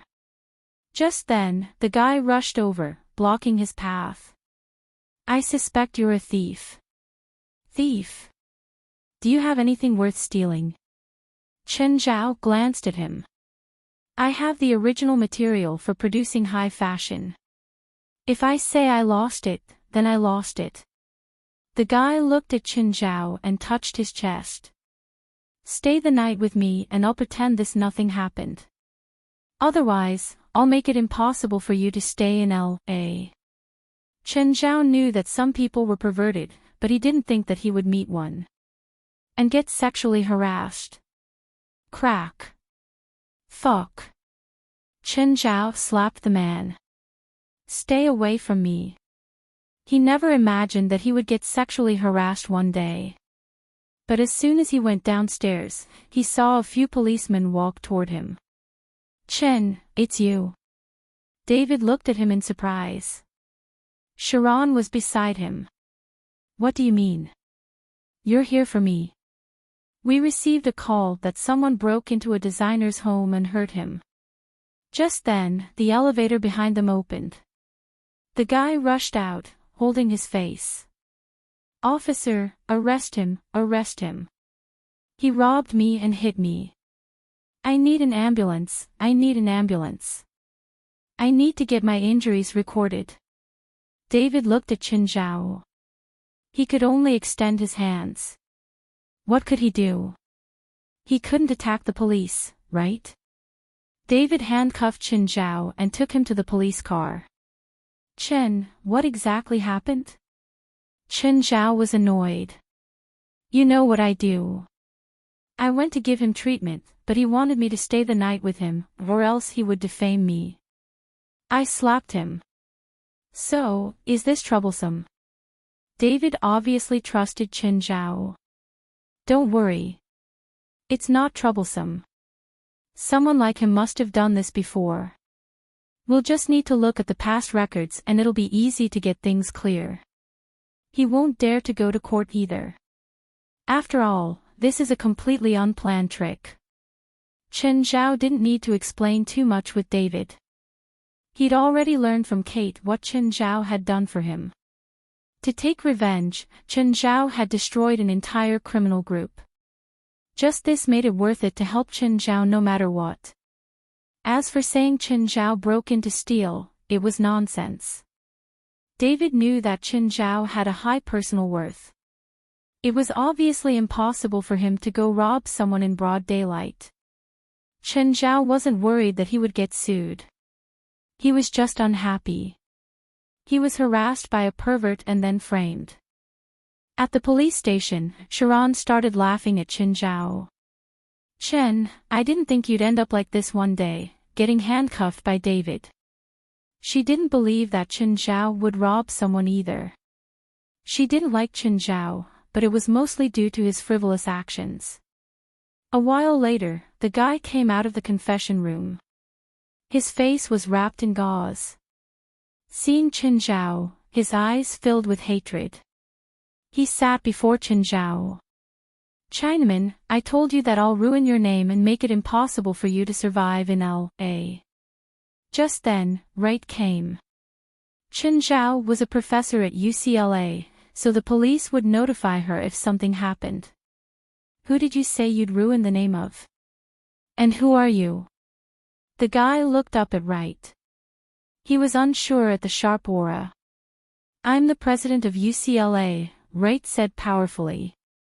All the professors and students of the law school and the lawyers and judges graduated from the school are ready now. Are you ready? The guy's expression stiffened. It felt like he'd run into a beehive. Wright slapped the table. I'll dig out all the secrets of your entire family, how many people you've fucked before, and if you've had sex with underage minors. I'll find it all. Then she added, oh, and the length of your dick. The guy opened his mouth. Chen Zhao and Sharon were both stunned by Wright's powerful opening. Perhaps you want to experience the atmosphere of the highest court, Wright said. I'll make you regret it for the rest of your life. The guy's face was gray. He didn't think that framing Chen Zhao would make the principal of UCLA pop out. Just then, another person came in. Kate walked in. Hi, Chen. Hi, Kate. He wants to sue you. Chapter 628, Displeased. Chapter 628, Displeased. David told you about it. Chen Zhao was surprised by Kate's arrival. Kate looked at the sissy. Perhaps you don't know me, but I can introduce myself. I'm the chief reporter of the L.A. Daily News. I have 30 freelance reporters under me. If you contact any minor, I can turn it into child sexual abuse. Chen Zhao felt like he had become a vicious bully. In the end, the sissy cancelled the accusation and escaped with his tail between his legs. But this did not mean that they had buried the hatchet. Chen Zhao had really been disgusted. If they had made any peace, it was only legally. Chen Zhao was no longer his old self, who would keep quiet and pretend that nothing had happened after being bullied. Had he not known so many people, he might actually have to go to court. Regardless of whether he would be sentenced, it would be an unpleasant experience. David and Kate walked Chen Zhao out of the police station with teasing smiles. Chen, to be honest, being harassed by a pervert is a special experience in life. Exactly. Look, David's never been harassed before. Are you still my friends? Chen Zhao was upset. I'm leaving. Let me drive you home, David invited. Forget it. I'll get a cab, before you have another chance to mock me. Since David got injured last time, his relationship with Kate had been improving. Chen Zhao was pretty glad. At least he did not have to worry about them suddenly breaking up. Once Chen Zhao returned home, Fei Lai came to comfort him. Fei Lai, why do you know about this too? David told me. Fei Lai was the last person Chen Zhao would tell the incident to. It was simply embarrassing. He was harassed by a sissy and then arrested by the police. Fine, Fei Lai just wanted to comfort Chen Zhao. But very soon, the atmosphere changed. Because even she found it hilarious. Chen, don't be sad. At least this proves your charm. You can even attract men. Chen Zhao pulled Fei Lai and did it with her on the spot. Fei Lai, do you want to go to New York on the 21st of June? Haven't you just been there? The Diamond League has a track and field competition in New York on the 21st of June. Rufford is taking part. Fei Lai had seen Rufford before, but they were not close. On Leonardo's birthday at that time, Chen Zhao had brought them to watch Rufford's competition. After the match, Rufford had a short conversation with Chen Zhao's friends. However, they had not contacted each other since then. Fei Lai remembered Rufford, because she knew that Chen Zhao had been investing in him. When Chen Zhao went to New York last time, she did not go with him. But she wanted to.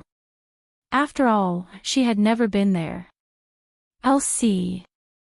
I don't know if Robio will approve my leave application. It's already been 4 months since you last took leave. You've even been working overtime on weekends. I think it's reasonable for you to take some leave. Actually, it's not Robio's fault. It's summer now. There have been many tourists on the beach. Also, I plan to bring all the pets there this time. I can't take care of them by myself, Chen Zhao said.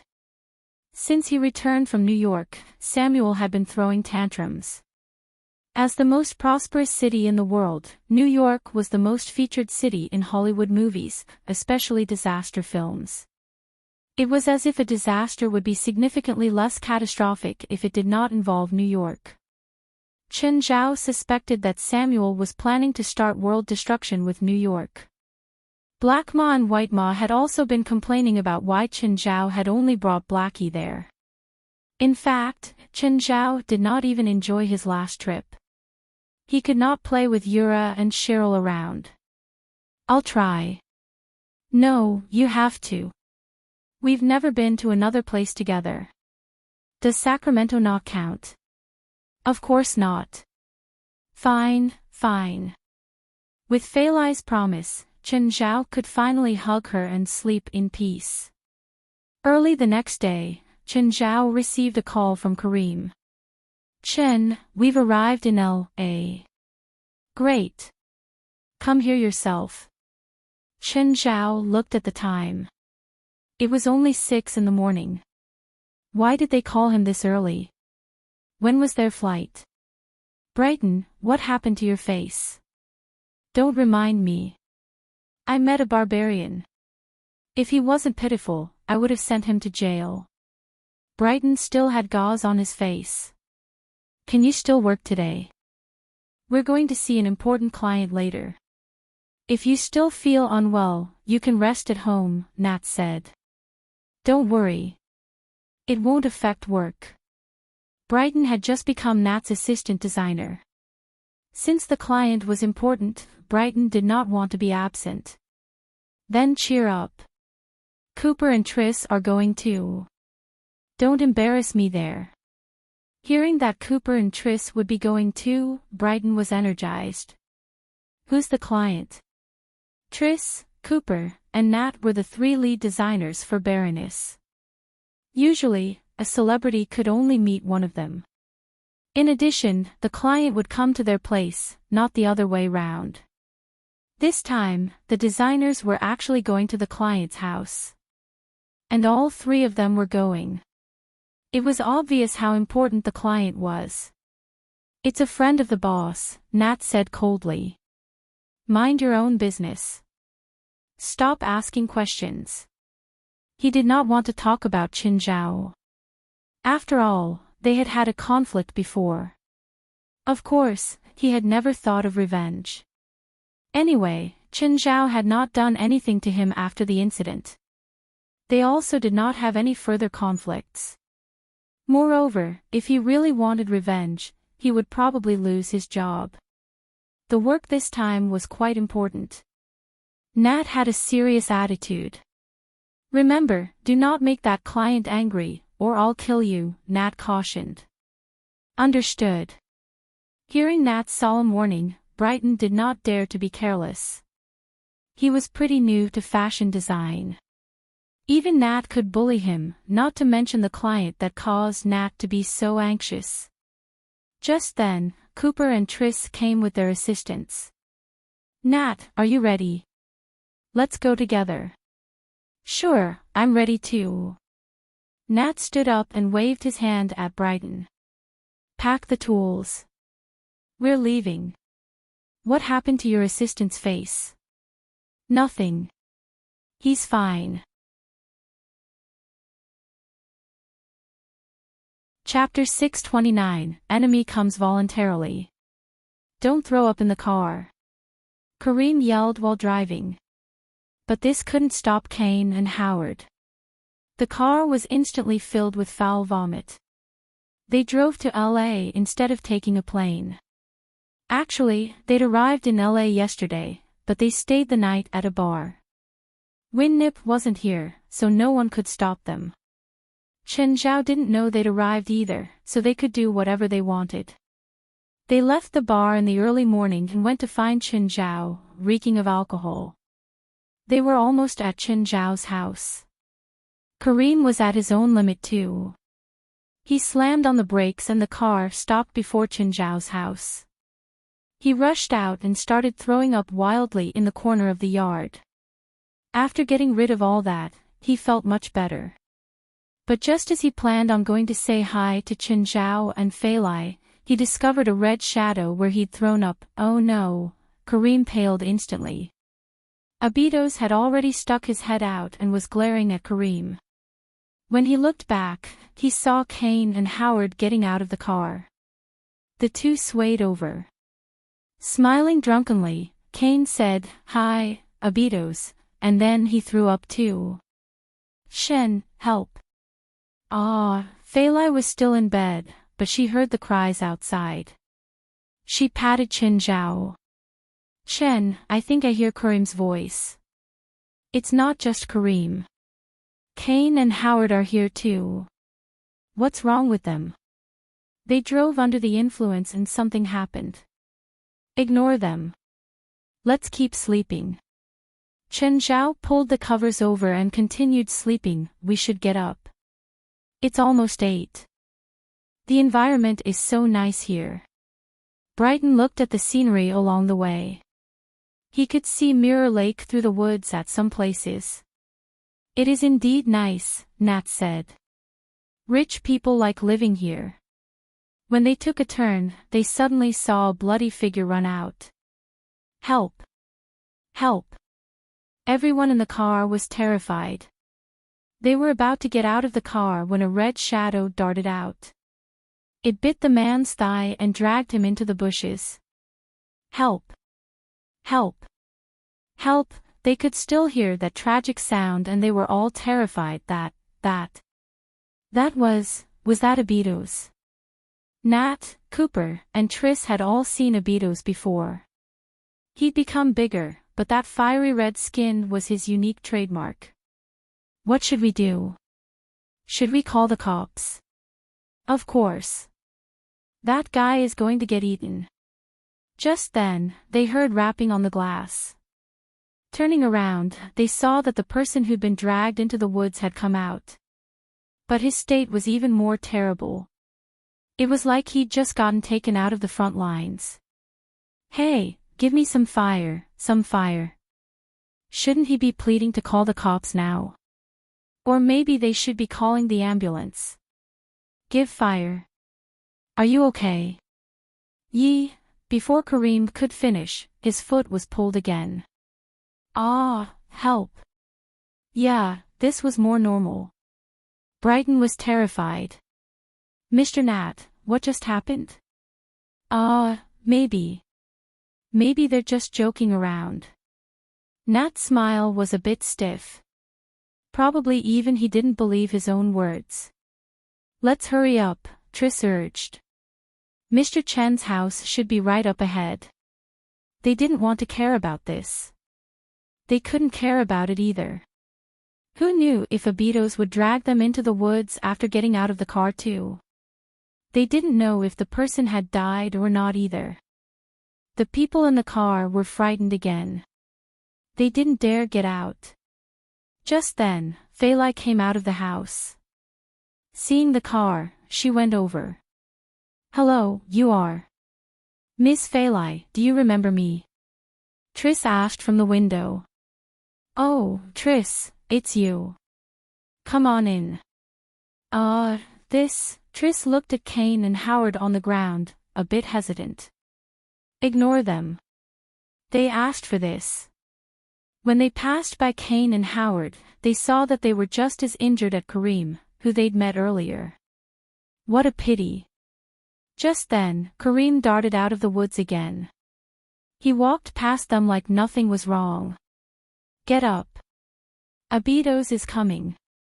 Stop playing dead. Kane and Howard opened their eyes. They quickly climbed up and hid inside the house. Everyone was speechless.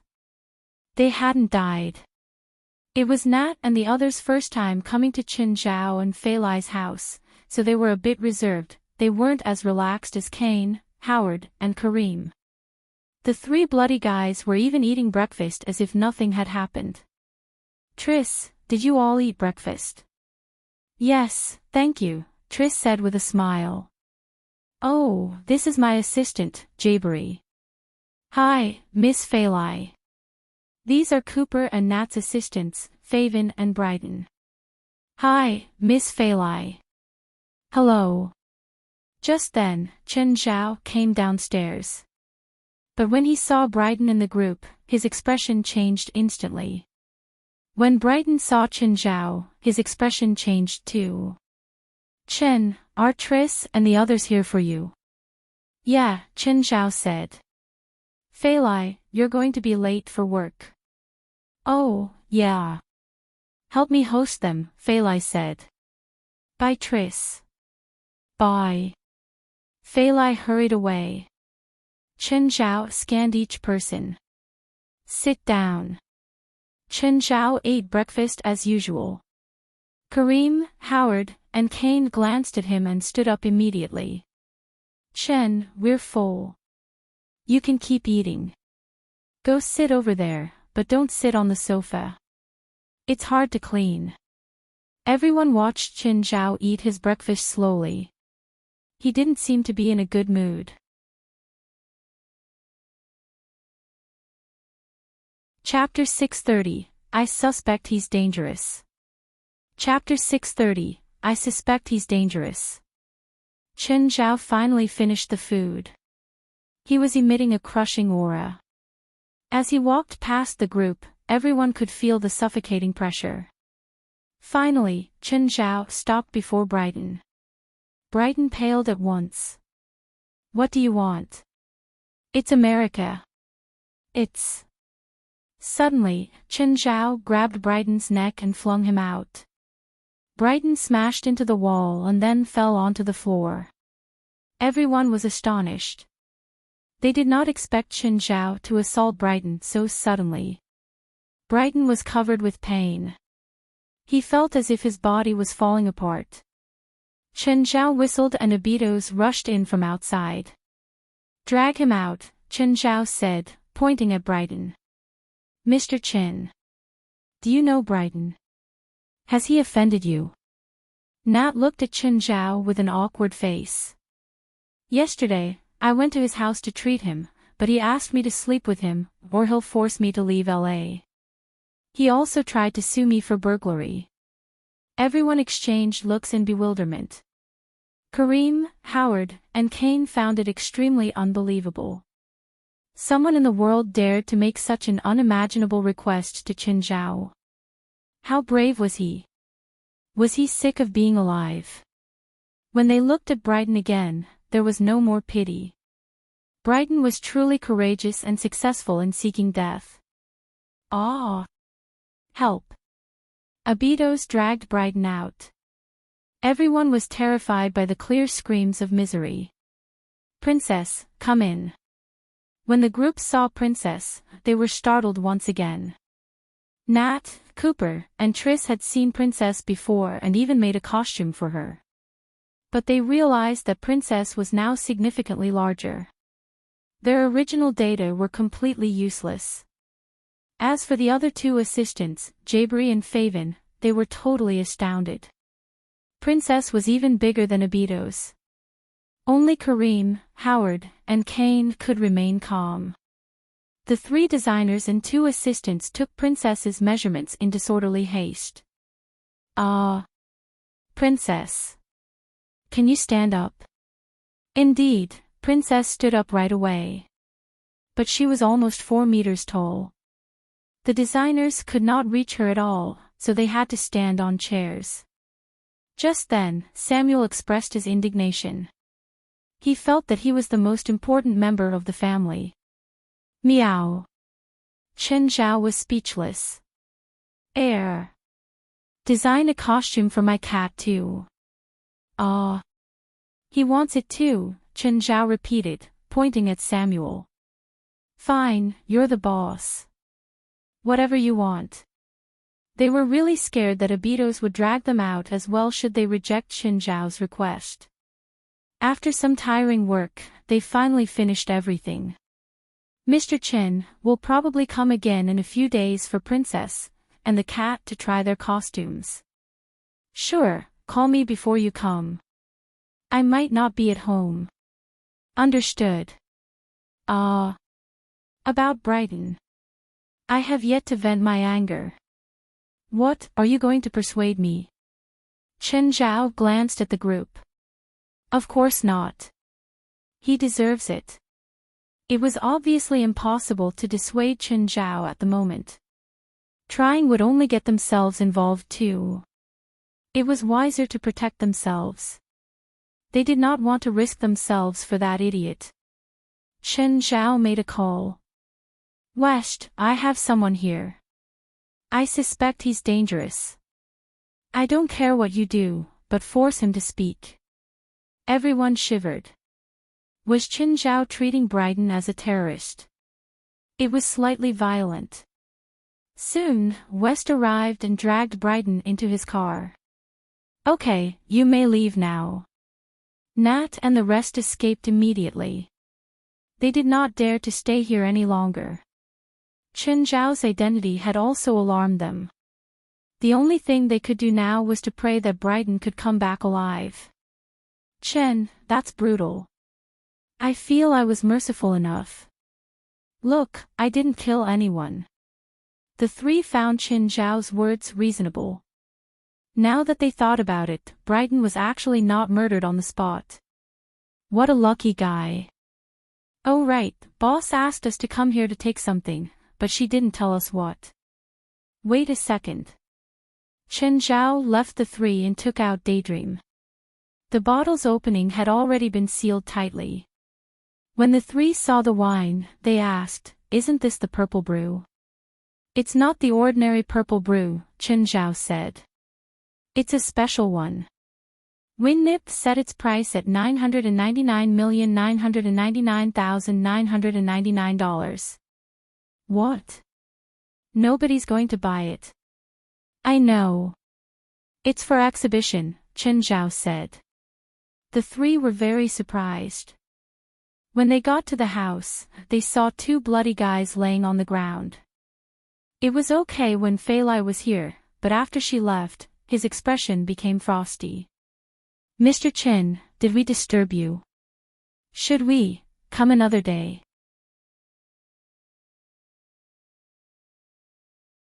Chapter 631, Coincidental Win.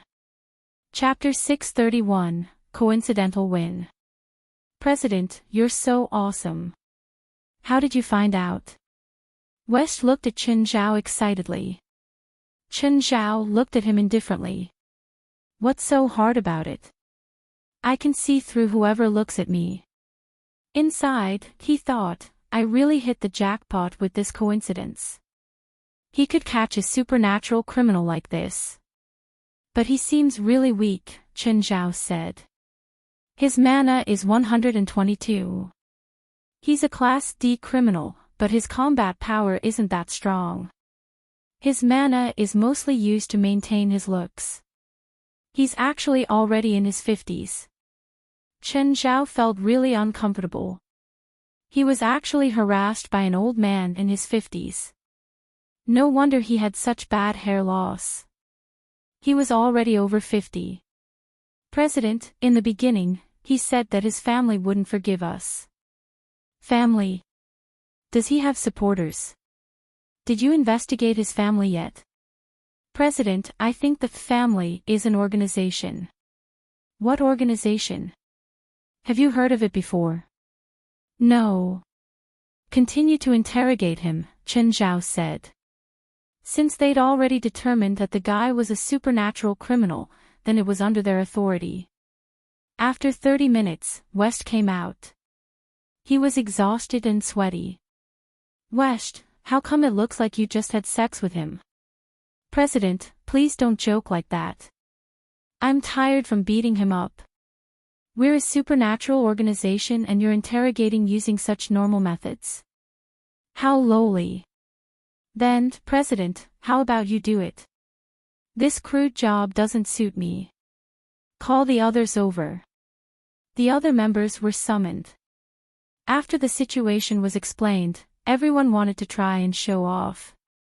Of course, Chen Zhao had a simple requirement: use supernatural powers to make him talk. Unfortunately, Brighton's mouth was tighter than they'd imagined. Just then, Pamela spoke. Let me try. She was now an official member, so she had the right to take part in this kind of mission too. Okay, you try. Pamela could feel that the members of the organization still weren't comfortable with her. However, she wanted to fit in. After all, being a lonely ghost was far from as comfortable as having a refuge like this. Pamela didn't need anyone to open the door. She went right through the wall of the room. And then everyone heard pained cries stream out of the confession room. The cries were honestly blood-chilling. A while later, Pamela came out of the interrogation room. How did it go? Did he talk? No. Everyone was disappointed. They'd thought that Pamela could be more useful. But in the end, it was the same. She couldn't make Brighton talk. Then Pamela said, he might have been cursed by a talking spirit. Ha! Talking spirit. If he says any critical information, he'd get killed by the talking spirit, Pamela said. That's why he doesn't dare to talk. Chen Zhao considered it. So, there's no way to make him confess. From his fragments, I guess that the family includes very strong spiritualists. L.A. might have other members too. To be honest, don't you think this group is kind of funny? Chen Zhao asked. Maybe he was affected by a certain Chinese reality TV show, but he just found it funny. Would they yell out, "We are family," whenever they go on a mission together? President. We're talking about something serious. After getting to know Chen Zhao, they discovered that it was hard for him to be serious. It was such a grave discussion, but how did he get led astray? What? You're talking about something serious, but I'm not. Are you looking down on me? President, how about we take a break today? Fine. Don't kill him. I'll go back and think of a way to pry open his mouth. Just then, Chen Zhao got a call from Zola. He guessed that she was here to ask about Brighton. Zola, are you going to ask about that guy? No. What does his life or death have to do with me? Zola indeed didn't plan on getting involved. With her relationship with Chen Zhao, she would support Chen Zhao no matter what. Plus, when she'd heard that Brighton harassed Chen Zhao, even she wanted to kill the man. As for his fate, she cared even less. I just wanted to ask if there's anything you need help with. Anything. Zola's words were already very clear. If Brighton was dead, she was willing to help quell the problem. Whether Zola was able to or not, Chen Zhao had to be grateful. Thank you, but I don't need to bother anyone about him. No one will come to cause trouble either. Not even the police. Zola didn't expect that Chen Zhao's connections were already this broad. He could make someone disappear in broad daylight and not be affected at all. Okay, I did this for nothing. No, I should thank you for your concern. Let's stop talking about this. I heard that old man Stephen has a problem. Will you go visit him? Sure. I'll find time to go see him. Chen Zhao knew about Stephen's problem. It was the movie. Stephen was unhappy these days and buried himself in the movie production. Last time, he'd asked Chen Zhao for 2 bottles of wine to invite some people from the theaters and media to help with screening and promotion. But it wasn't very effective. After all, this wine wasn't a drug. It wouldn't mess with their minds just by drinking the wine. Chen Zhao couldn't do much to help Stephen, other than giving him some wine. But judging from Zola's tone, Stephen was in really bad shape. Chen Zhao felt that, as a friend, he had to visit him. After leaving the headquarters, he called Stephen. Stephen, it's me. I want to drink with you. Where are you? Chen, I'm kind of busy. We'll drink after this. I want to drink with you now, Chen Zhao said directly. Chen, I'm seriously busy. Where are you? Chen Zhao pressed on. After a pause, Stephen finally said, Okay, come. I'm in my studio. That's better. Wait for me. I'm coming now.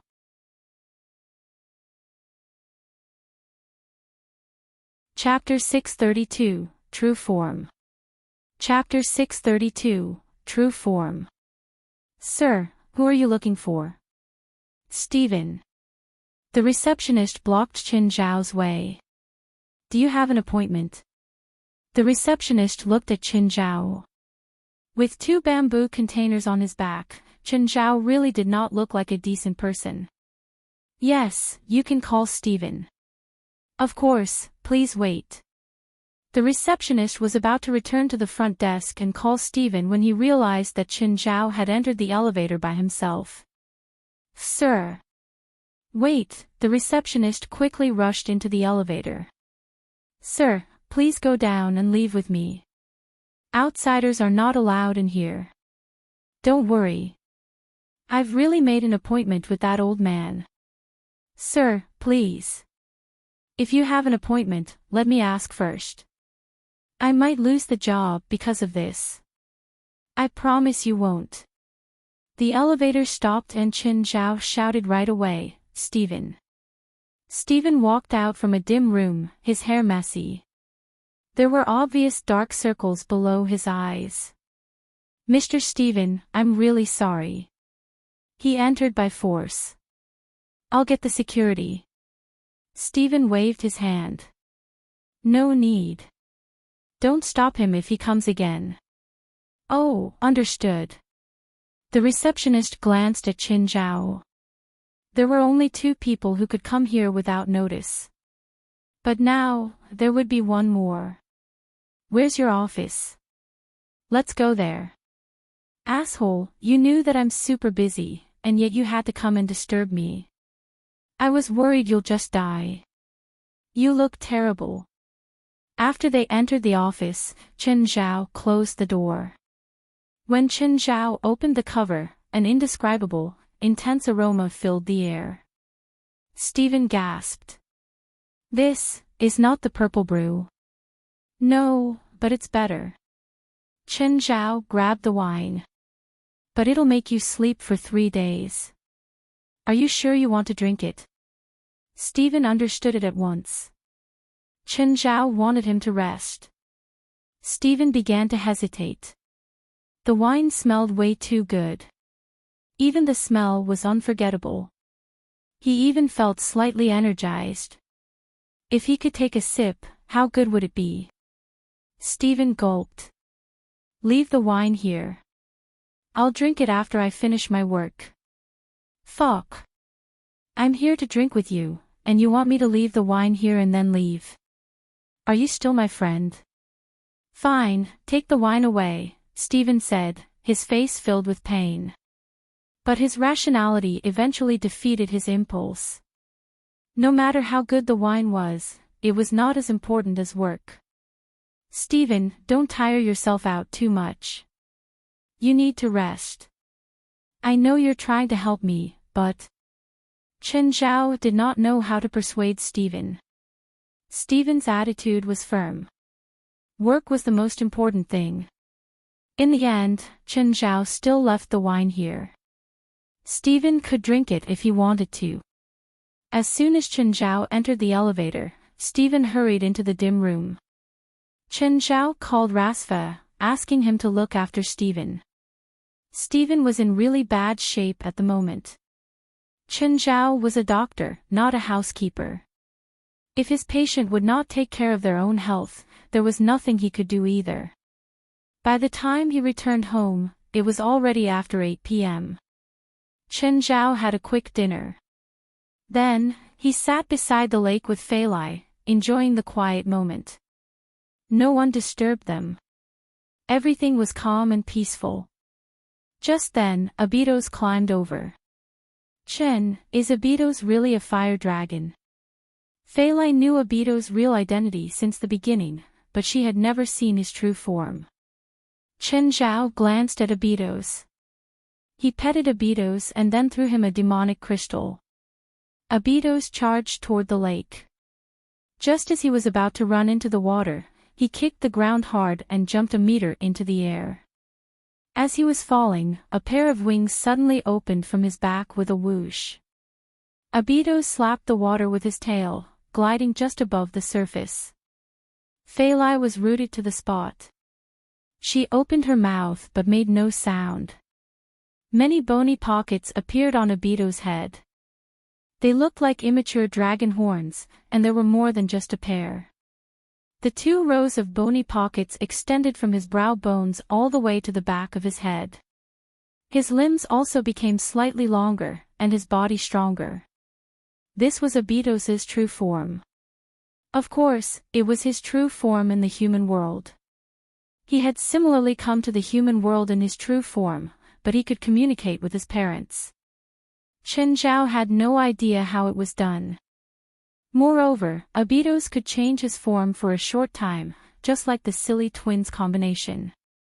The Silly Twins combination skill also had a time limit. Suddenly, a column of water shot up from the lake. The bored Amon was actually actively provoking Abydos. Dodging the water pillar, Abydos fired back with a mouthful of dragon breath. Amon hid under the water. Although Abydos' dragon breath was powerful, it could not hurt him. Then, Amon slapped the water with his tail and a huge wave stormed toward Abydos. Abydos flew 20 meters into the air, avoiding the wave. It seemed as if Abydos was preparing something in his mouth. His whole body gave off a red light. Then, Abydos blasted something out of his mouth. A fireball dropped down. Boom! It was like 1 kilogram of TNT had been detonated. Massive waves raged within 10 meters of the point of impact. Chen Zhao and Fei Lai were totally flabbergasted. Even Chen Zhao did not expect Abidos to have such a potent ultimate. It was probably as strong as his sneeze cannon from the mouth of Glutton. Amon would not resurface again. He was probably frightened by the attack too. Fortunately, he had hidden in the water. If he was on the surface and hit directly, he might have died. Nonetheless, after making the attack, Abidos seemed weaker too. Flapping his wings, he returned to the shore, after which he restored his usual form. Has Abidos always been this strong? Fei Lai touched Abidos, who lay beside her. He's only a child. A child? How strong will he be when he becomes an adult? Chen Zhao was unsure too. It would depend on how much Abidos was suppressed by the principles of the human world. Anyway, there was no way he would be as strong as his mother, Oris. Furthermore, he could not maintain his fire dragon form forever. Ada, Mother told me that the human soul has completed the translation. Can you tell me the translated content? No, it's too much. I can't maintain the connection with Mother for too long. Chen Zhao sighed. It seemed like he had to go to hell again.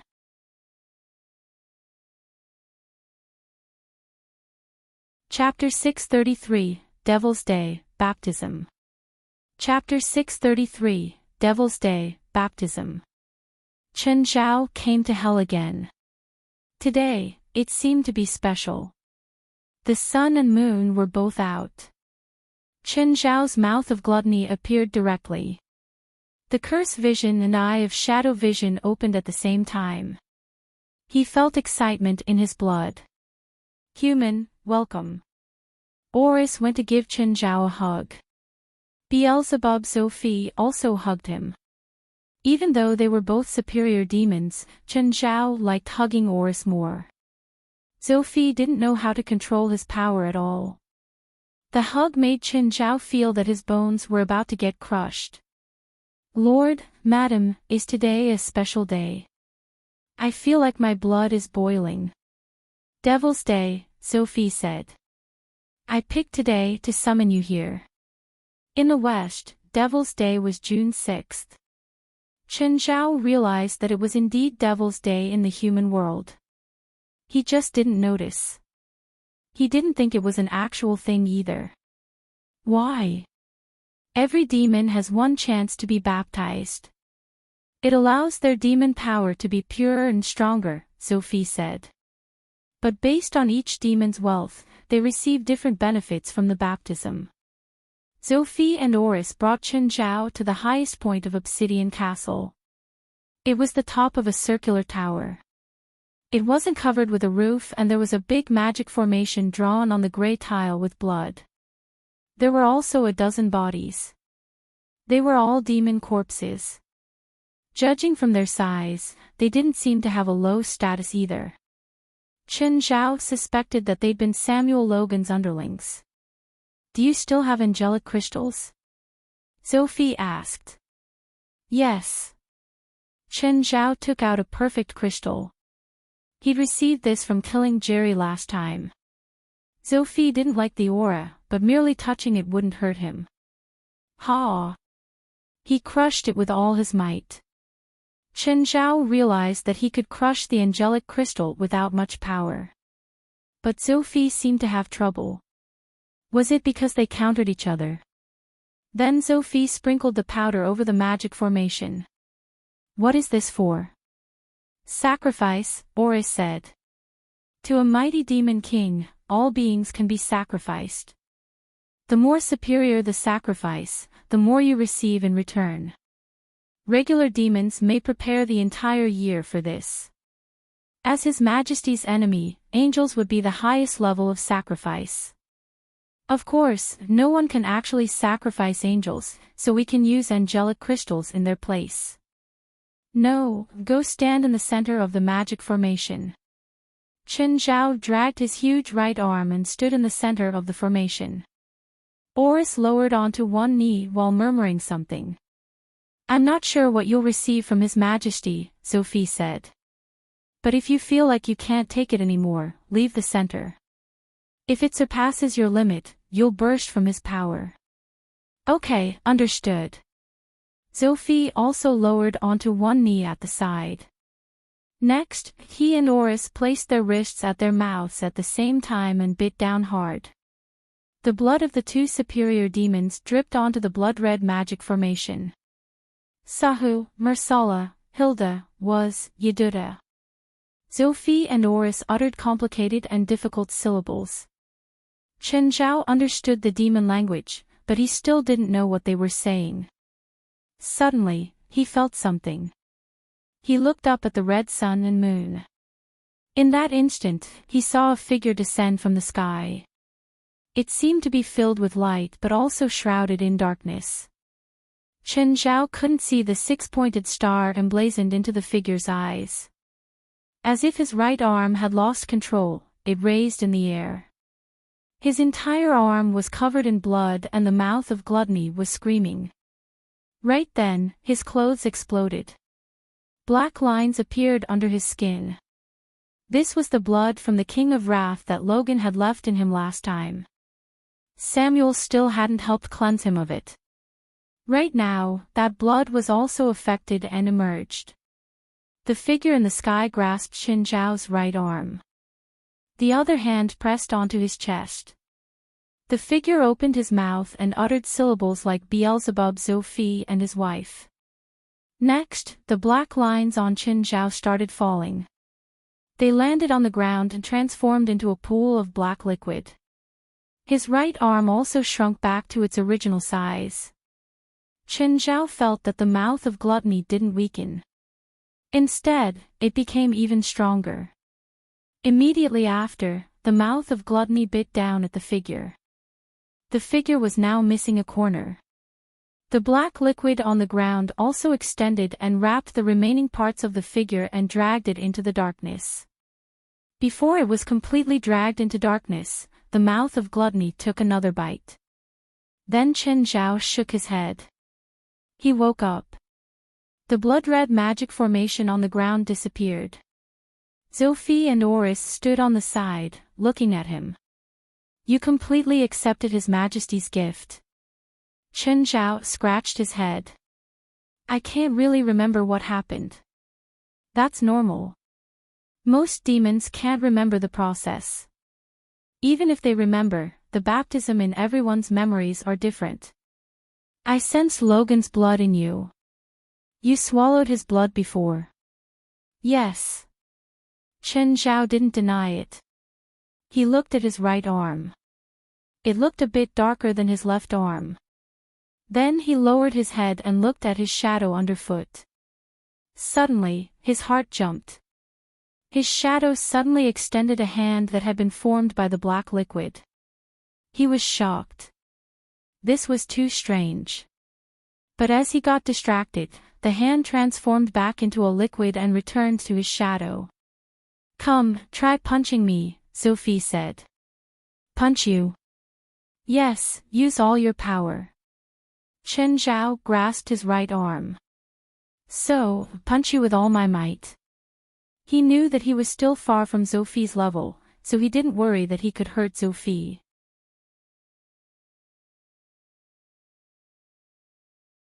Chapter 634, The Third Eye. Chapter 634, The Third Eye. Charge. Chen Zhao drew in a deep breath, quietly feeling the power flowing in his body. Power had never felt so real before. It was not magical power, just pure, physical power. It flowed in every corner of his body as if it was matter. At the moment, it was flowing into his right arm. Suddenly, Chen Zhao felt something on his arm. It was familiar yet strange. The third eye opened, and a surging power was gathering. Oh! Some surprise flashed across Oris' eyes. With a loud yell, Chen Zhao's fist flew across the air with unstoppable momentum. Beelzebub Sophie extended 2 fingers. When Chen Zhao hit Beelzebub Sophie's fingers, his fist was deflected at once. Indeed, their powers were too different. The gap was hopelessly colossal. Beelzebub Sophie had easily blocked Qin Zhao's punch with just 2 fingers. And he was in his human form, not true form. Even though Qin Zhao felt that he was pretty strong already, he was still so powerless before this great demon lord. Lord, next time you test my strength, please use your entire hand, no matter how big our difference is. At least I'll feel better. Human, I know you're not that fragile. I only wanted to let you know your true strength, not to deceive you. Qin Zhao shrugged helplessly. Lord, you seem keen on training me. Why? At the start, it's only because you saved Oris, and my bastard son, Beelzebub Sophie said. But you showed no signs of rejection to my power. Do you know? There's almost no way a human world species could accept the bloodlines of the 7 great demon kings. You could, and you aren't affected by the principles of the human world. You're the most special one. The stronger you are, the safer Abydos will be. If you think that Abydos won't be safe in the human world, you can summon him back here. No, I hope that he'll remain in the human world forever, at least when you're still alive. Why? It's not time for you to know yet. Qin Zhao almost managed to repeat the line with Beelzebub Sophie. I knew you would say that. How uncreative. It seems like your 3rd pristine eyeball has opened. Oris walked up and held Qin Zhao's arm. Beelzebub Sophie looked at the eye on Qin Zhao's arm. It's the eye of power. What does it do? Qin Zhao asked. Did you feel anything unusual when you attacked me? I felt I've become much stronger. Correct. I would have just used 1 finger, but because of this eye, I had to use 2. Qin Zhao rolled his eyes. Was there any difference between 1 finger and 2? Double the humiliation. Qin Zhao was not at all pleased that Beelzebub Sophie used only 2 fingers. The eye of power can double your power, but your mouth of glutton will only last half as much time. Double the damage, double the exhaustion. Your magical power is just too little, Oris said. Is there a way to increase that? Can you give me some of your magical power? Bloodlines can be transferred, but not magical power. Every individual's magical power is unique. If you rashly accept magical power from someone else, the consequences are unpredictable. If the magical power you accept is weaker than yours, you may not experience much, but if it's stronger, the consequences will only be disastrous. Qin Zhao suddenly recalled the times when he became allergic because the mouth of glutton had devoured whatever it encountered. But it did not affect him much. It seemed like he was only lucky. The mouth of glutton is too greedy.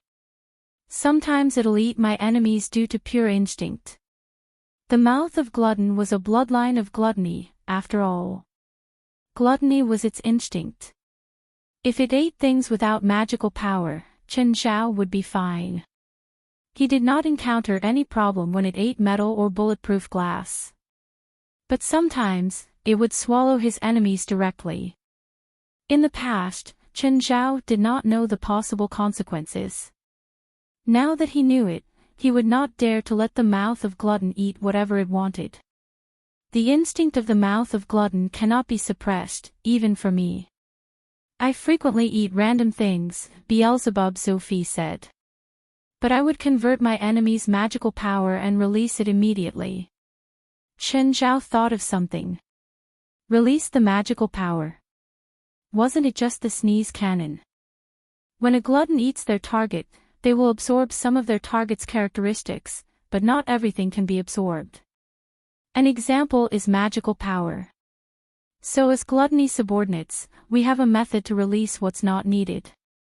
Beelzebub Sophie looked at Oris. Understanding what he wanted, Oris opened her mouth and shot a fireball at Beelzebub Sophie. Beelzebub Sophie opened his mouth and swallowed the fireball directly. Qin Zhao felt that the couple was spitting saliva at each other. Shouldn't you go back to your room to play this? Forget it, I can't afford to offend any of you. Let's not speak. Beelzebub Sophie's chest expanded slightly. The next instant, he blew in the air and a fire pillar rocketed into the sky. Chen Zhao realized that it was similar to his sneeze cannon. But there were also some differences. Come and try it. Wait.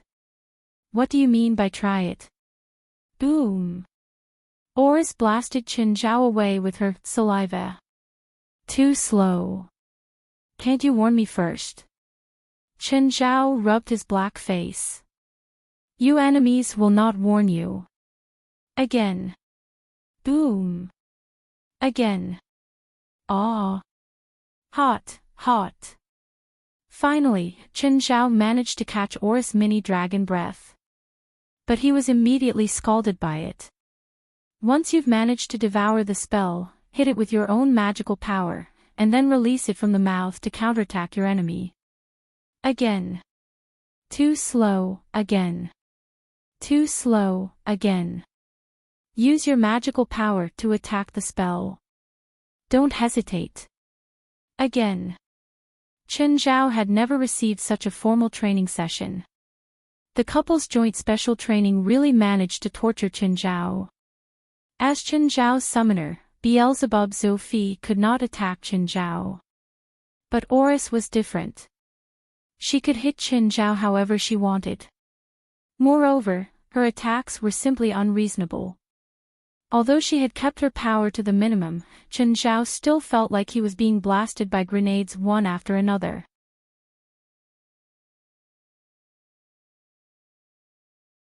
Chapter 635, Bring him to me. Chapter 635, Bring him to me. After Oris tossed a few hundred grenades, Chen Zhao finally didn't die. In movies, the people who survived were the main characters. Those who didn't were random passers-by. Okay, this kind of attack had some effect. At least, Chen Zhao wouldn't die if anyone threw a grenade at him, as long as he didn't try to eat the grenade. At least, he wouldn't die if they threw the grenades one by one. Anyway, Chen Zhao's ability to take hits had improved greatly.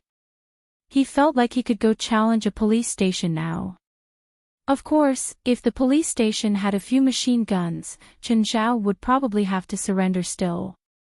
However, against these targeted magic attacks, Chen Zhao could manage. If he faced this kind of situation in the future, he wouldn't have to rely on the Qingyi armor to take it head-on. Actually, the theory behind these sneeze bombs was simple. It was just using the incompatibility between your own magic and the swallowed magic.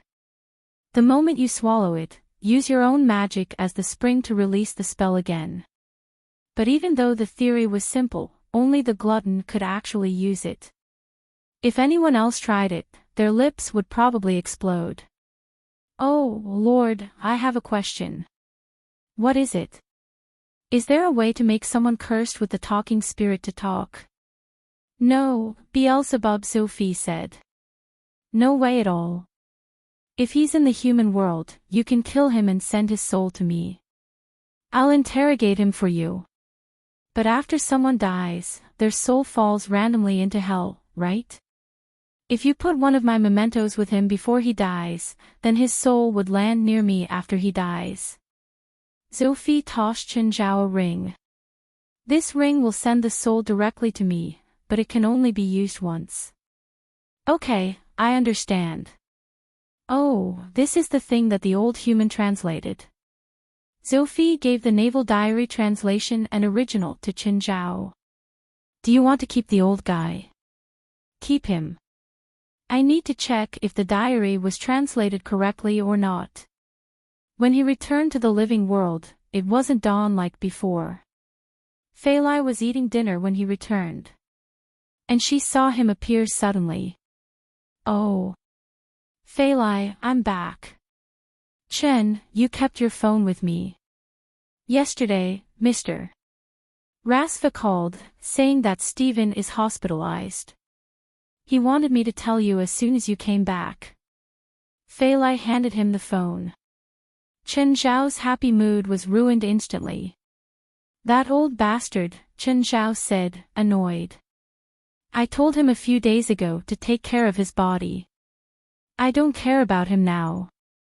Fei Lai stared at him and Chen Zhao fidgeted under her eyes.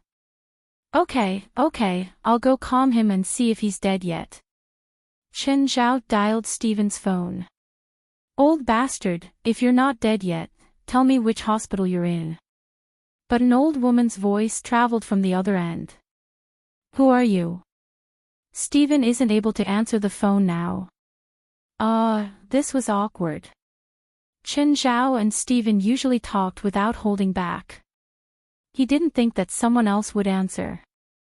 You're Steven's personal doctor, right? Yes. He's in Chantilly Hospital. I'll go over now.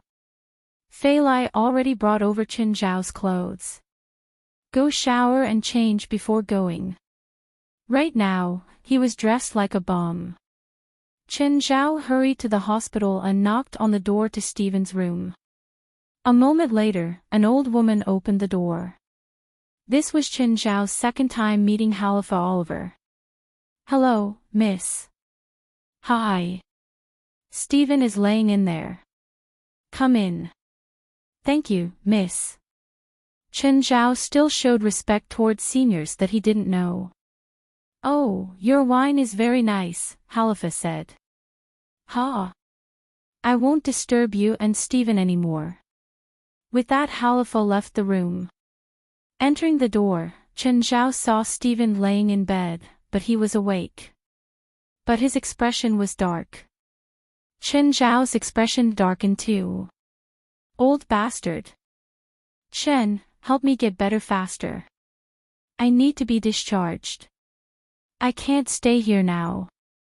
Chen Zhao clenched his teeth and stared at Steven. I told you already to rest or drink that wine. Even if you sleep for 3 days, it'll help you recover, but you didn't listen and insisted on being so stubborn. And just like I expected, you messed up your body. It's not the time to blame me now. I need to be discharged. I can't help discharge you right now, but it's not too late. Drink this wine. You only need 1 glass and sleep 3 days. Then you'll recover. There's no other way. Or you can spend more time in the hospital. You can choose. Steven hesitated. He stared imploringly at Chen Zhao. But Chen Zhao was unmoved. Steven was just overexhausted. It wasn't hard for him to get discharged quickly, but Chen Zhao would be harming him if he did that. Chen Zhao didn't want to lose a friend. No matter what state the movie was in, Steven was still more important. Okay, Steven sighed. Help me call that old woman in. Chen Zhao went outside and called Halifa in. Halifa, go to my studio and take the wine out of my safe. You asshole, you're crazy. Look at your health. You still want to drink. Steven looked at Chen Zhao, so he explained, Miss, please believe me. That wine will only help Steven instead of harming him. Is it the purple brew? Halifa licked her lips. She wasn't an alcoholic, but she really liked it. That flavor was memorable and tempting. It's not purple brew, but it's better, Chen Zhao said. Steven, I won't stay here. Okay. Oh, you disappeared for more than a day. Where did you go? No, I just went to get medicine from the mountains and forgot my phone, Chen Zhao said. You picked the medicine that you usually use from the mountains. Okay, let's stop talking about me. I have other stuff to do. Miss, goodbye. Bye. Halifa could feel how close Chen Zhao and Steven were.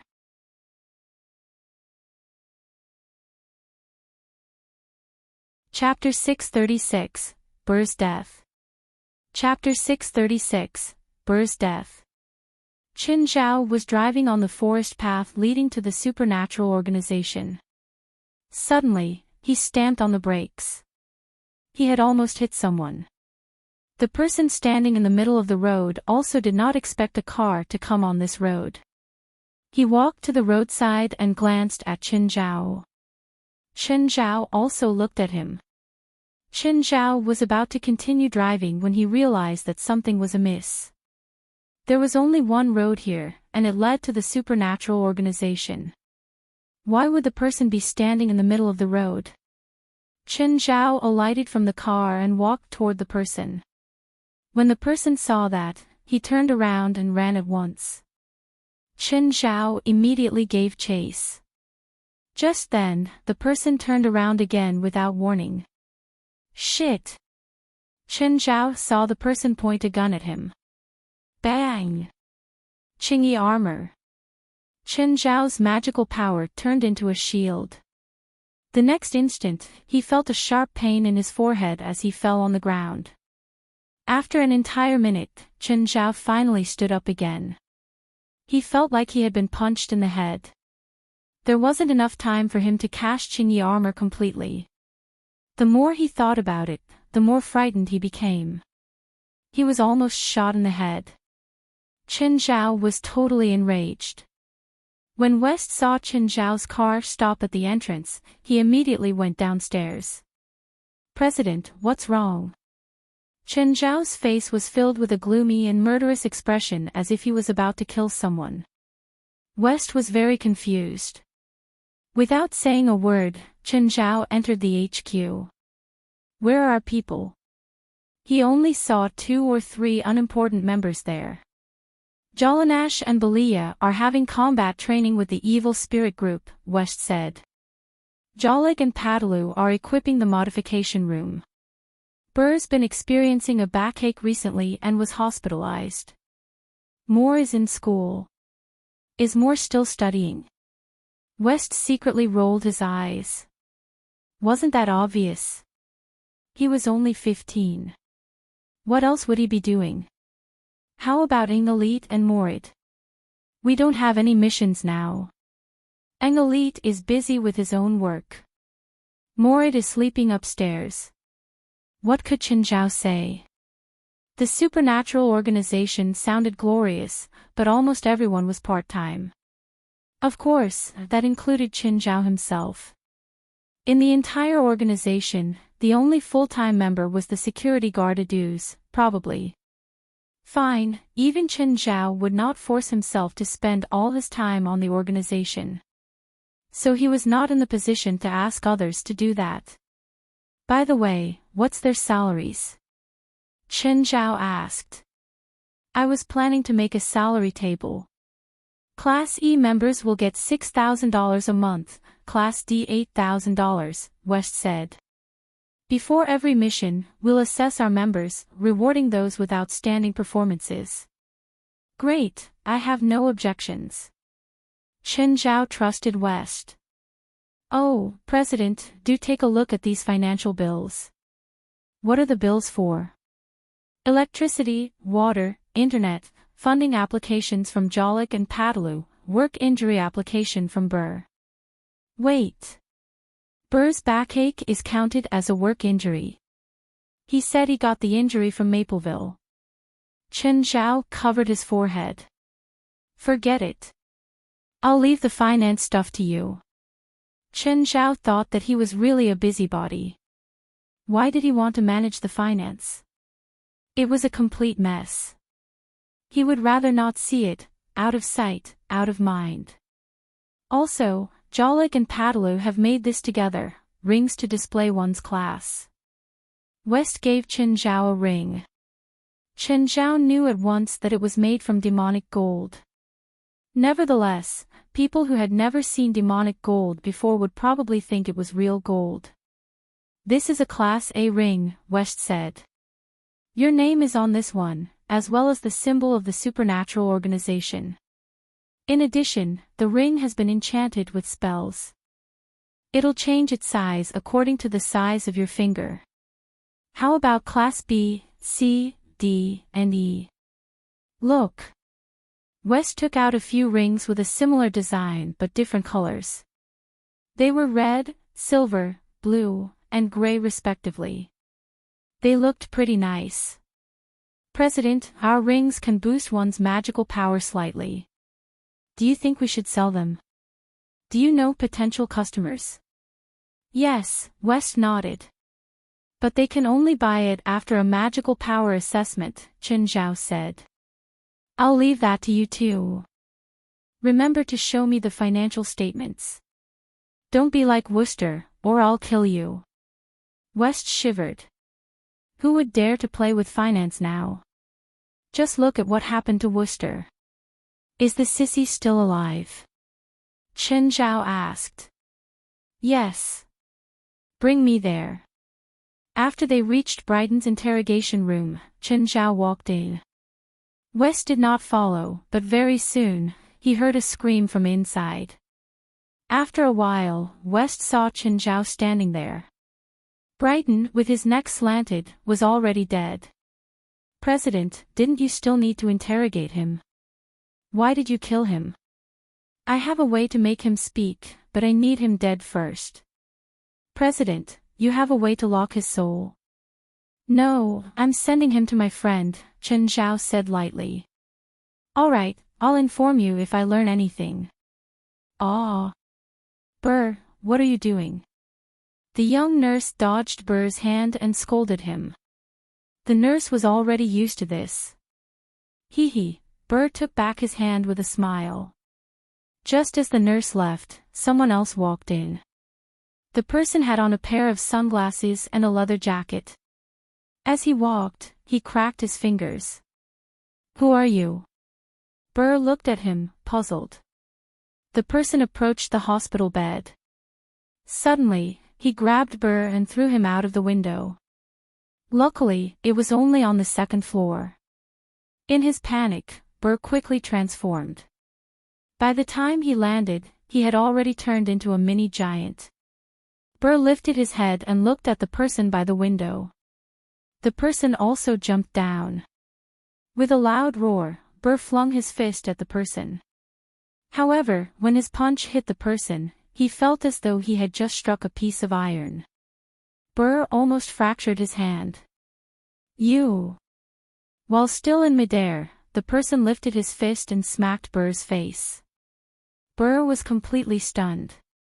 Then, the person punched out again. It hit Burr's chest directly. Burr vomited a mouthful of blood and collapsed on the ground. The person raised his leg and stamped on Burr's chest. Burr opened his mouth, his eyes almost popping out. The next moment, his body finally went soft. Think I killed him. Grandfather asked me to keep him alive. The person scratched his head. Grandfather will definitely scold me for this.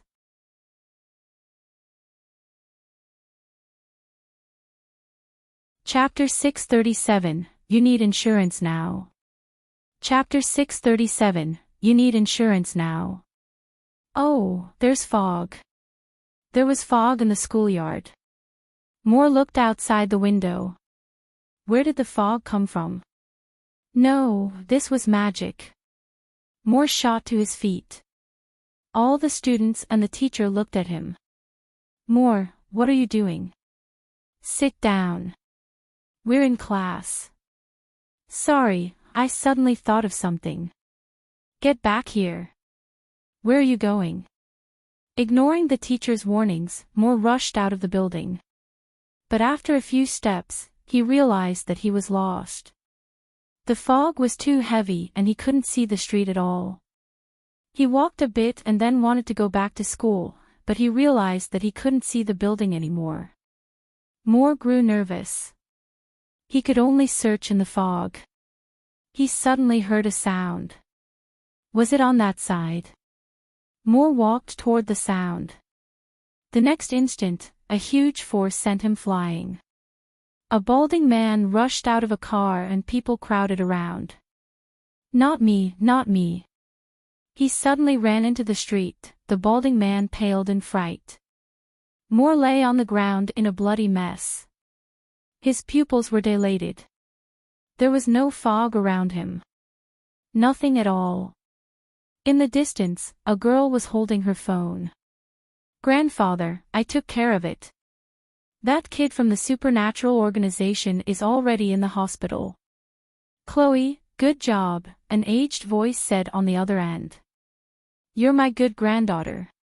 What about Jack? That idiot killed the man. I told you that you don't have to trouble people for things like this, Chloe said. I can take care of it by myself. Will the supernatural organization kill Bryden in anger? I don't know. I hope they don't do something so stupid. Otherwise, there'll be no need for them to exist anymore. Grandfather, these people are nothing. Why don't we charge directly into their headquarters? Wooly searched the premises. The organization is really weak, but they seem to have a lot of evil spirits. I don't know what agreement they have with the evil spirit organization, but they coexist in harmony. If we attack impulsively, not only will we face the supernatural organization, we'll also face a large number of evil spirits. We can't attack the headquarters. I don't want my grandchildren to do such a dangerous thing. Then let's attack them during the day. Right now, we only have you, Wooly, Jack, Darius, and I. Even if the evil spirits don't come out during the day, it's still not safe. Let's wait until your parents bring people to L.A. This is annoying. Why don't we just capture their leader and force them to hand Bryden over? Wooly said that when he was checking out the organization yesterday, he ran into the president along the way and shot him. That's hilarious. What a weak supernatural organization. Their boss got killed with one shot. Chloe started laughing loudly. What's so scary about a failure group like this? I can take care of it by myself. President, there's a problem. Chen Zhao heard West's panicked and low voice as soon as he picked up the phone. What's wrong? Burr has died and Moore's in the hospital from a car crash. Accident? Chen Zhao asked in confusion. Burr was beaten to death inside the hospital, West said gravely. According to an eyewitness, Moore ran into the street and was hit by a racing car. I suspect he fell into a hallucination. Chen Zhao frowned. Who did it? I don't know. I have no clue. Chen Zhao thought of how he'd gotten shot in the morning. He was pissed. He'd forgotten the feeling of almost dying. West paused for a few seconds. President, something happened to Morid too. Chen Zhao's mood fell. Everyone who had an accident was outside the headquarters. Have everyone stay here for now. Oh, any news from Elite? No, I'll call him now. I'll contact him. You watch everyone in the headquarters. Don't let them run around. Chen Zhao looked down on the supernatural organization, but he was the president now. He couldn't just stand to the side as his minions were bullied. Plus, he'd almost gotten killed today too. Hi, Elite, where are you now? Ha. President, I'm at a meeting right now. I'll call you back later. Some group is attacking our members. Burr died. Moore and Morid are both hospitalized. Where are you? I'll go find you. Ha. Elite was shocked. I'm at my office. Fuck, I'm asking where your office is. XXXX Violet Road. Stay in your office and don't go anywhere. Those guys probably won't attack randomly. I'm coming over right now. Chen Zhao hurried to Angelite's office building. Elite sold insurance. When he was downstairs, Chen Zhao called him. But it took Elite more than 10 minutes to come down. How come you're so slow? President, I was preparing this. Elite handed him a document. What's this? Guarantee slip. President, this is a rare chance. If you buy this, you'll definitely make money with no risk of losing. If anything happens, the warranty of $12,000 can pay for $1,250,000. Don't you think it's a great deal? Since Chen Zhao didn't reply, Elite continued excitedly, "It's not just for you. I prepared one for all our members." "Did you buy one too?" Chen Zhao asked. "Not yet. We have a rule that we can't buy it for ourselves," Elite said. "I don't want anyone else to make this money either." "You better go buy one fast," Chen Zhao said with clenched teeth. "Otherwise, I'll have the urge to slap you to death." Elite shuddered, not daring to look at Chen Zhao. Suddenly, Chen Zhao's eye of shadow vision opened. He saw a woman looking at them in the distance. Expression unchanging, Chen Zhao patted Angelite's shoulder. "Let's go." "My car." "But my car's still in the parking garage." "Then go." "Oh, there are 2 people watching us right now. I'm sure that they'll follow if you go into the garage." Elite took out his phone. Chen Zhao looked at him. "Who are you calling?" "My colleague. I want him to buy me insurance."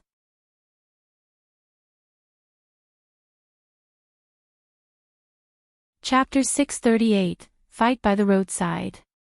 Chapter 638, Fight by the Roadside. "President, we're safe now, right?" Chen Zhao glanced at Elite. "Safe? Nope, they're still behind us." "What do we do?" "Open the window." Elite opened the window and Chen Zhao poked his head out. Then, he pointed his middle finger at the pursuing car. "President, what are you doing?" "Provoking them. And then they'll keep following us." "How do we get them otherwise?" "Can you beat them?" Elite asked. "Of course." "Are you looking down on me?"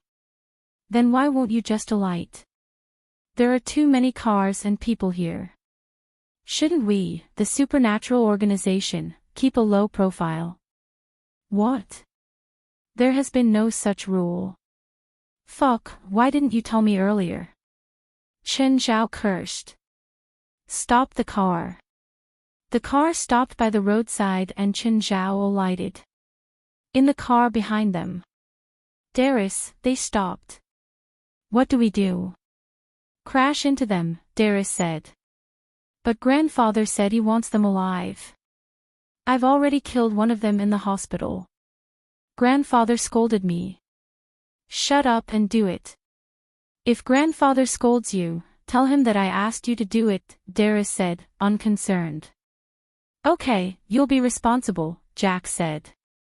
Then, Jack stamped on the accelerator, and the car shot toward Chen Zhao and Elite. Standing at the roadside, Elite seemed extremely nervous. "President, they're going to crush us, right?" "Looks like it." "What do we do?" "What do you think?" "We dodge." "Do you want to get hit?" Chen Zhao pulled Elite and dodged to the side. Chen Zhao had been standing still, so Elite almost thought Chen Zhao was going to stop the speeding car with his body. Bang! Jack's car smashed into the car that Chen Zhao and Elite had been in. "Jack, you idiot! Don't you know how to brake?" Darius covered her head. Her face was in close contact with the airbag. Jack, on the other hand, seemed completely fine. Beside the car, Chen Zhao and Elite were both stunned. How stupid are our enemies? Is it a suicide attack? Just then, the car door was kicked open. Darius staggered down from the car. Jack also walked out. He looked totally normal.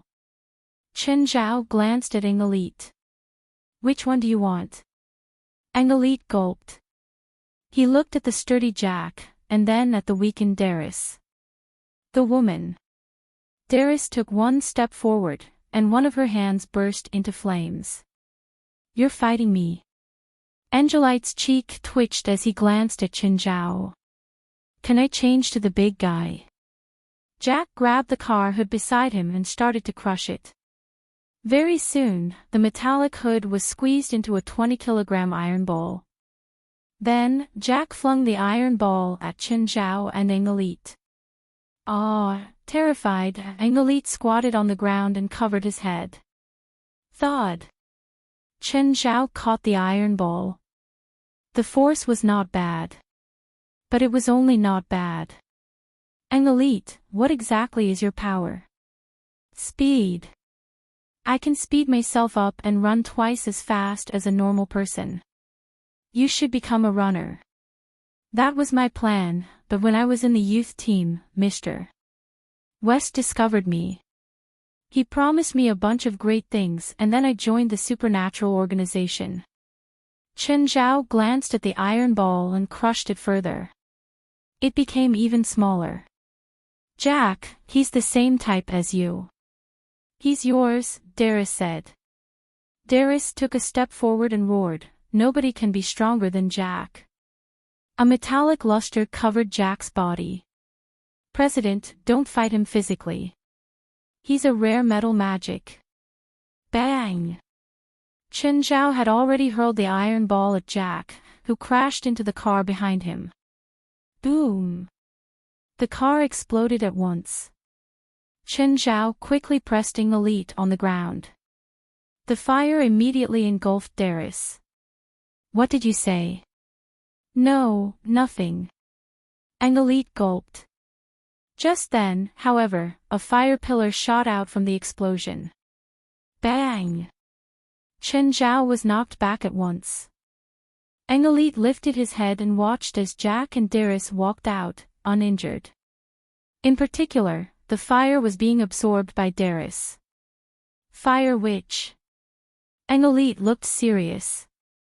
Jack walked forward with large steps. Don't move. Let Jack break your neck. Engelite's legs trembled in fear. He could not even run. One was a metal spiritualist, while the other was a fire witch. Why would he encounter them? Why must he fight them? Just then, he heard a series of coughs from behind. Engelit turned his head and saw Chen Zhao stand up, his clothes tattered. Now, you've managed to make me angry. Chen Zhao tore his shirt off. Darius looked at Chen Zhao. She was surprised that her attack did not manage to kill him. No, he did not even look hurt. So what if you're angry? Darius raised her hand. Fire hovered on her arm and converged to her palm. Swish! Another fireball flew toward Chen Zhao. Chen Zhao similarly lifted his right arm. When the fireball reached him, it suddenly disappeared. Everyone was puzzled. Just then, a red beam appeared from Chen Zhao's palm. However, the red beam from the mouth of Glutton lost its accuracy. It actually blasted through Chen Zhao's own car.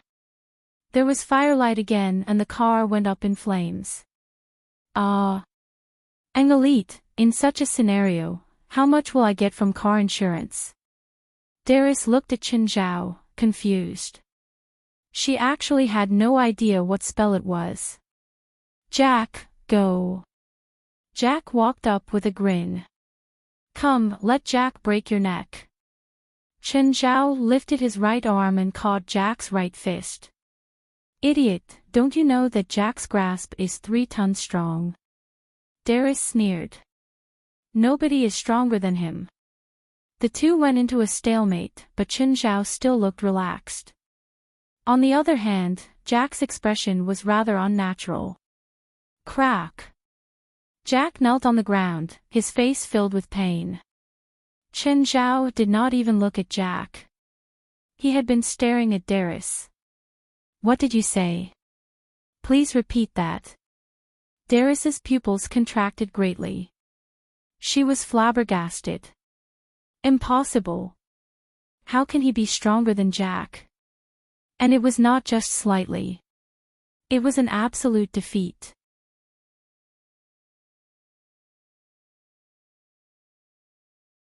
Chapter 639, Looks Better After Burning the Mohawk. Chapter 639, Looks Better After Burning the Mohawk. Engelit was also shocked. He didn't have many abilities, but this didn't mean that he didn't know about metal magic. It was known as the strongest physical magic in the world. They had such good endurance that they were practically indestructible. They also had superhuman strength that was practically impossible for the physical body to support. But now, Jack's metal arm was actually twisted by Chen Zhao. Ah! Jack's arm was completely distorted. He was completely crushed by Chen Zhao in terms of strength. Chen Zhao let go of Jack's arm and he fell to the ground in pain. Grandfather, save me. Save me. No one can save you. Chen Zhao grabbed Jack's arm. Crack.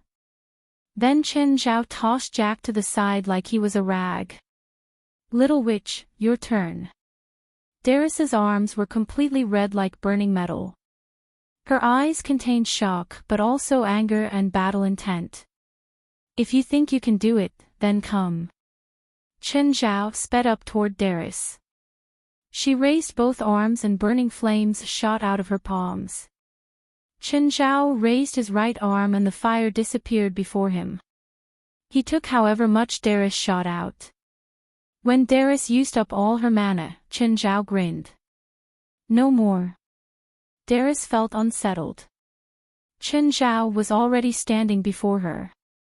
He pried open her chin and covered her mouth with his right hand. Poof! Darius's hair shook and then smoke came out of all openings. She fell to the ground, dead. Her skin turned scorched black. Her inside was completely fried. Done. That's a wrap. Enrich gaped at Chen Zhao. This was a true magic battle, a fight between the strong. President, why didn't we arrest them for interrogation? Chen Zhao looked at him without answering. Can't you say it faster next time? I already killed them and you tell me to capture them alive. Looking at the burning car, Chen Zhao felt disappointed. He hadn't benefited after becoming president, but he had to keep putting in energy and money. Grandfather, Darius and Jack are dead. What? How? Darius was fried and Jack's neck was snapped. Grandfather was silent for a while. Who did it? They went after Enrich of the supernatural organization. That Enrich is that strong. According to the files, he only knows speed spells. He can only escape. We were lied to. Damn it, I should have known that the supernatural organization isn't this weak. Grandfather, what should we do now? Don't do anything for now. The supernatural organization must be on alert now, but you, Chloe, and I are the only three left in L.A. If we attack brashly, we may fall into their trap. We'll have to wait until your parents bring people over before taking revenge. When will Dad and Mom arrive? In a few days, probably. Chen Zhao and Enrich returned to the headquarters. President, you're back. Did you get attacked along the way? West looked at how miserable Chen Zhao was. He even lost his shirt. He also had scorch marks on his body. It looked like he'd experienced a huge battle. Yeah. You two are fine, right? President killed the two attackers, Enrich said. President, do you know who they are? When I killed one of them, he yelled for grandfather to save him. Family. Should be them. Chen Zhao nodded. Seems like they already know that we killed that guy, West said. They're taking revenge. I haven't gone for them yet and they're giving themselves up already. Chen Zhao squinted. How are Morid and Moore? They're badly hurt, West said. I had Belia, Jalanash, Padalu, and Jala go to the hospital together and bring them back here. A while later, the four brought the injured Morid and Moore back. Moore was hit by a car and was still unconscious. Morid had burns. He had heavy injuries, but they weren't fatal. Judging from his injuries, he was probably attacked by Darius. You already see the consequences of doing things independent of the group, Chen Zhao said seriously. If you don't have other business, stay in the headquarters and those random guys won't be able to attack you. I have to praise Belia and Jolanash. Look at them. They stayed in the headquarters and even did some training to not waste time. President, will there be a cash reward? Belia asked shyly. I'm not in charge of finance. West is in complete control. You won't have any if he doesn't want to give you. West stared at Chen Zhao. Chen Zhao could give bonuses with one word. Could he not push all responsibility to him? Okay, I have to go back. President, you just said that we can't leave the headquarters alone. Am I like you all? I have a family and a job. Chen Zhao rolled his eyes. After a few steps, he came back. Oh, apply this ointment onto Morid. But he suddenly looks better after his mohawk was burned off. President, I can still hear. Rest well. Take care. After getting home, Chen Zhao stripped to take a shower, but Abitos crawled to the bathroom. Ada, my father has information for you. What? He says Foundation Mountain. There are people hiding in Foundation Mountain. Chen Zhao frowned. Did this mean that the family was hiding in Foundation Mountain? After showering, Chen Zhao took out his tablet to search for Foundation Mountain. Oh. It was here. He discovered that Foundation Mountain was the mountain that he'd gone hunting on with Risvar and Del. They also met Vanity's group there. What were they doing there? Chen Zhao didn't like getting close to there. It was too dangerous. If they dared to stay in that place, it meant that they were very strong. At least, they could ensure that they wouldn't get hurt by the crypt demons. Chen Zhao couldn't even be that confident. So he had to be more careful. Take Jack and Darius from today for example.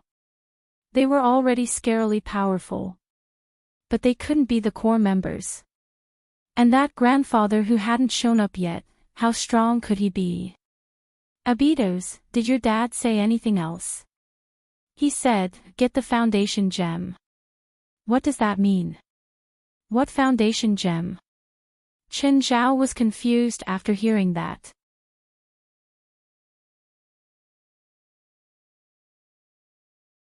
Chapter 640, Firearms. Chapter 640, Firearms. Chen Zhao had an idea. Maybe Sienna would know what the Foundation gem was. Chen Zhao gave her a call. Sienna. Chen, do you know how sinful it is to disturb a lady's sleep? I have a bottle of cream which is definitely better than a single night's sleep.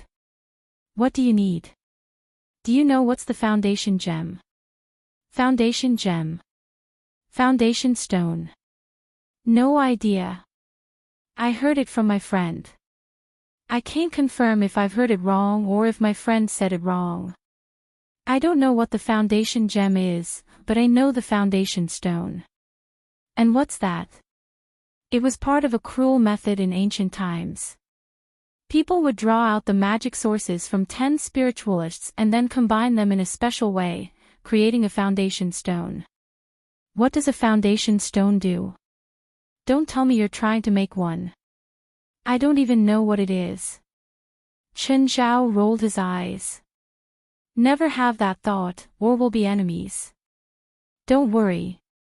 I'm not planning to make a Foundation stone, but I suspect that there might be one somewhere. Foundation stones are useless, Sienna said, at least to you.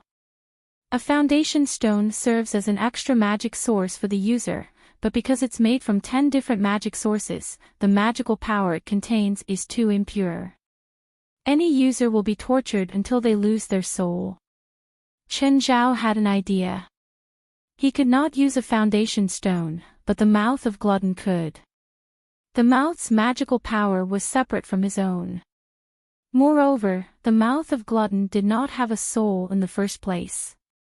A thought appeared in Chen Zhao's mind. He had to get the foundation stone. After Fei Lai fell asleep, Chen Zhao went to the basement. Nibor, come here. Master. Nibor floated beside Chen Zhao. He was already used to living in the space crevice. Furthermore, he was also the third in command here, being inferior only to Chen Zhao and Blackie. You said there's a place I can get arms, right? Yes, Nibor answered. In America? Yes, my previous supplies were from Americans, Nibor said. How long do I need to get them? Arms dealers are distributed across all the major cities. Once you call them and both parties are confident that the deal is safe, you can probably get the stuff on the same day. If I want to equip 100 mercenaries, how much will it cost? It depends on the equipment, Nibor said. If you're talking about the US Army, one set of equipment costs about $20,000. No need for that. I don't need things like bulletproof vests. In this case, less than $5,000 per unit. So it would cost $500,000 for 100 people. Chen Zhao still felt pain. Should he buy arms or not? How does the deal work? Is it safe? It's hard to guarantee that it's 100% safe. If you're alone, the dealer will very likely kill you for the money. Chen Zhao squinted. Which means I can do the same to them. Nibor suddenly recalled that the person standing before him was a demon. He actually naively thought that Chen Zhao was going to complete the deal properly. He was still too simple. Nibor began to pray for the arms dealers that he knew. He hoped that they would be fine. What's their number? Master, are you going to call them with your own phone? That's super risky. Oh, right. Chen Zhao slapped his head. He indeed should not use his phone. Nevertheless, if he could complete the deal normally, he would not do otherwise. After all, fighting an illegal arms dealer was certainly risky. Chen Zhao was not strong to the point where he could ignore everything. A few machine guns were enough to make him kneel down and be conquered. Chen Zhao was in no way resistant to such piercing attacks. If he was shot bullet by bullet, he could still block them with Qingyi armor. For example, he was shot in the head in the morning. Although he was slightly injured, it was not fatal. However, continuous shooting would actually kill Chen Zhao. Instead, Chen Zhao was more resistant to explosives such as grenades. In addition, the mouth of Glutton could absorb the flames and impact of explosions. After informing Fei Lai, Chen Zhao left the house. He found a telephone booth and called an arms dealer. Hey, I want some arms. Sorry, wrong number. Then, the person hung up at once. Nibor had told Chen Zhao that this was normal. Why would the arms dealer respond to a stranger asking for arms? But the dealer had the usual secret code procedure. Chen Zhao called the person again. I need sandwiches, a large number of fries, and also fried drumsticks. For how many people? Sandwiches for 100 people, a lot of fries, and 1,000 drumsticks. Which restaurant for your sandwiches? Burger King. 2,000 for a sandwich, $1 for 5 fries, and $12 for a drumstick. Chen Zhao licked his lips. Sandwiches were guns, fries were bullets, and drumsticks were grenades. It was much more expensive than the usual price, but it was the black market, after all. If people could get those items from the normal market, illegal arms dealers would lose their job. Nonetheless, the price was significantly lower than Chen Zhao's expectation. Sure. Who's your leader? The Australian Kangaroo. The Australian Kangaroo was Nibor's nickname in the black market. Illegal arms dealers would only begin the deal after confirming the leader. The Australian Kangaroo's dead. I found out about you from him in the past. Sorry, I don't sell to strangers. Forget it. I'll look for Scar. Chen Zhao did not hesitate. However, the other party suddenly changed their attitude and said, "The gravel beach 80 kilometers south of LA, 3 a.m. Only you can come. If you're late I'll leave." How troublesome. He could not even do a bank transfer. Forget it. Chen Zhao would do it in order to equip his army. Chen Zhao searched the location, after which he called a mon and went there via the sea. He reached the gravel beach at 2:50. But there was no one there, although there were people secretly watching him in the dark. Chen Zhao pretended that he did not know anything. He waited in silence, frequently checking the time. Fuck, are they playing me? Just come out. I'm alone. Why are you scared?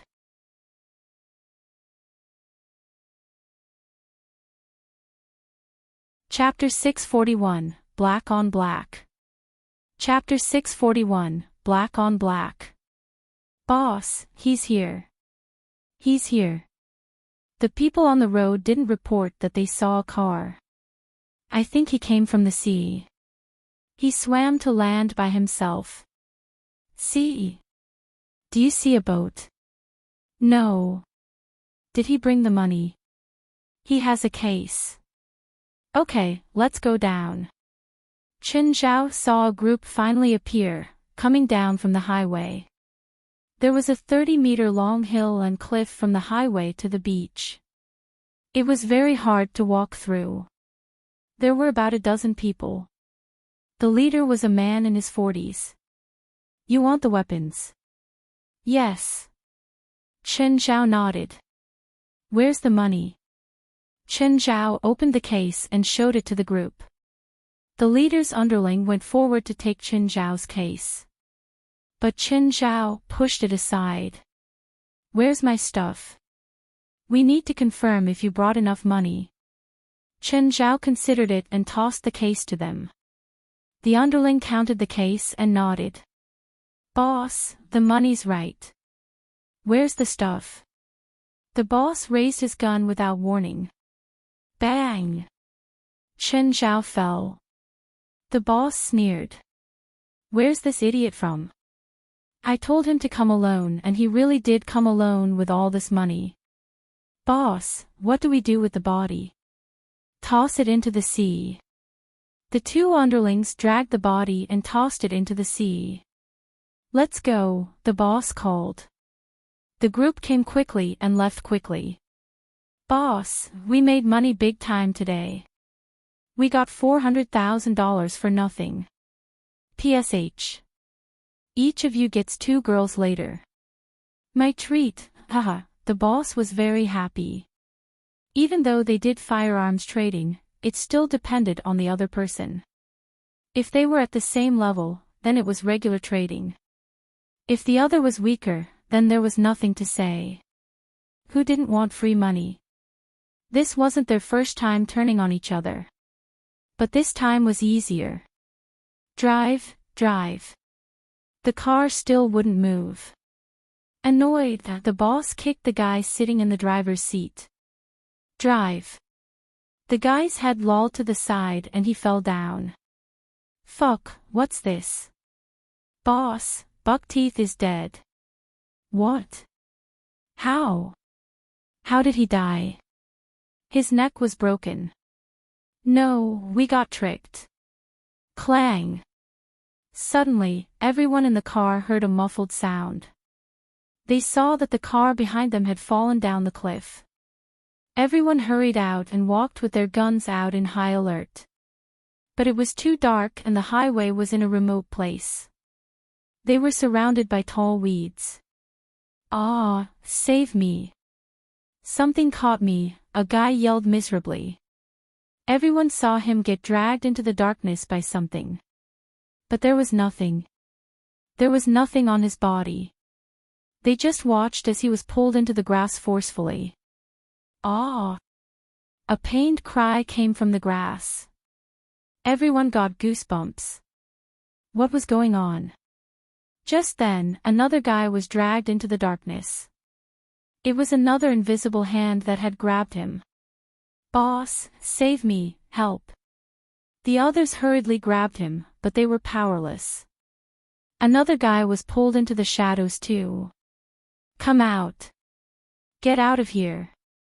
I see you. Come out. The boss was terrified by now. 3 guys stuck to his side, also terrified. A figure appeared in the darkness. Are you calling for me? You. It's you. Didn't you die? Die? Did you just kill my brother? The boss's expression darkened. Of course, it was night, so one couldn't see his expression. What do you want? Where are my weapons?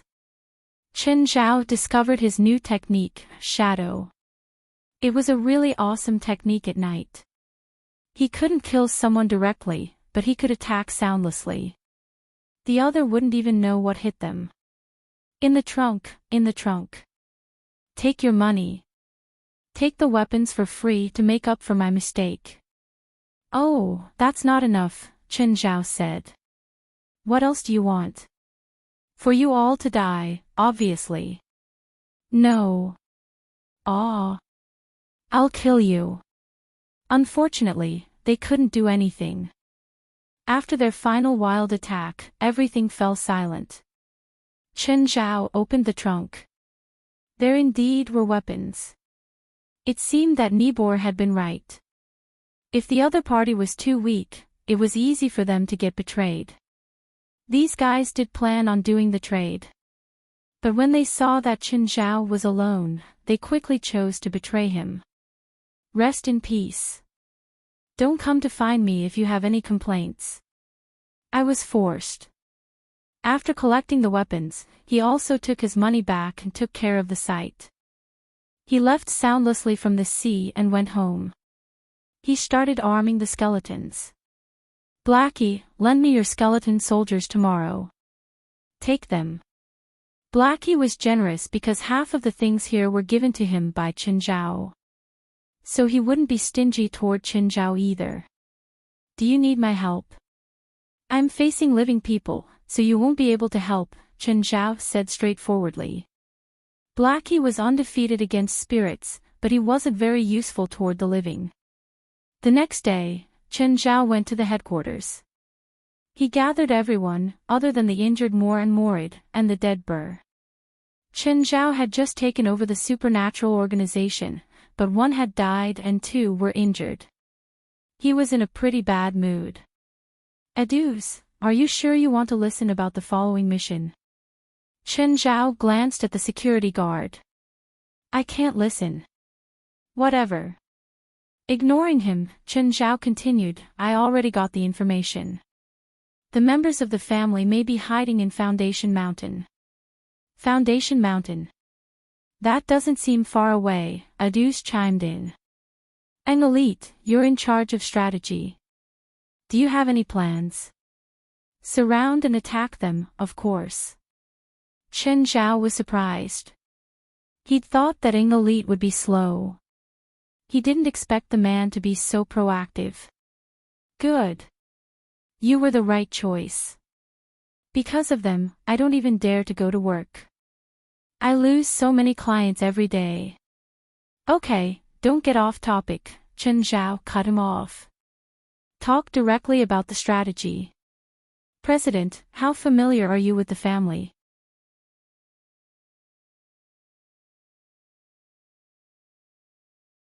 Chapter 642, Family. Chapter 642, Family. Not at all. We don't even know their numbers or abilities. How can we strategize? But I do have some knowledge of Foundation Mountain, Chen Zhao said. It has an ancient relic that contains a lot of weird creatures called crypt demons. Regular guns can't hurt them at all. The weakest ones are like lions and tigers. Some stronger ones are even bigger than an ox. Everyone was speechless.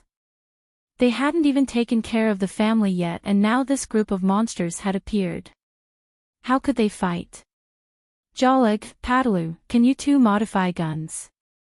President, we don't have the equipment, so we probably can't. Modifying firearms has a higher requirement for equipment. Chen Zhao was now much stronger than last time. He wasn't as against going to the relic with the crypt demons. And he knew that the crypt demons weren't friendly toward him, but they wouldn't be friendly toward the family either. President, the 2 members of the family that you killed yesterday were definitely Class C or B, Engelit said. Also, Moore woke up. From his description, I can infer that one of the family is an illusionist. They also created the illusion for Moore without him realizing. President, I have a solution if it's an illusion, Padula said. What solution? We can buy an awakening potion from a witch. How much is a bottle? $10,000, Padula said. Chen Zhao bared his teeth. It was so expensive.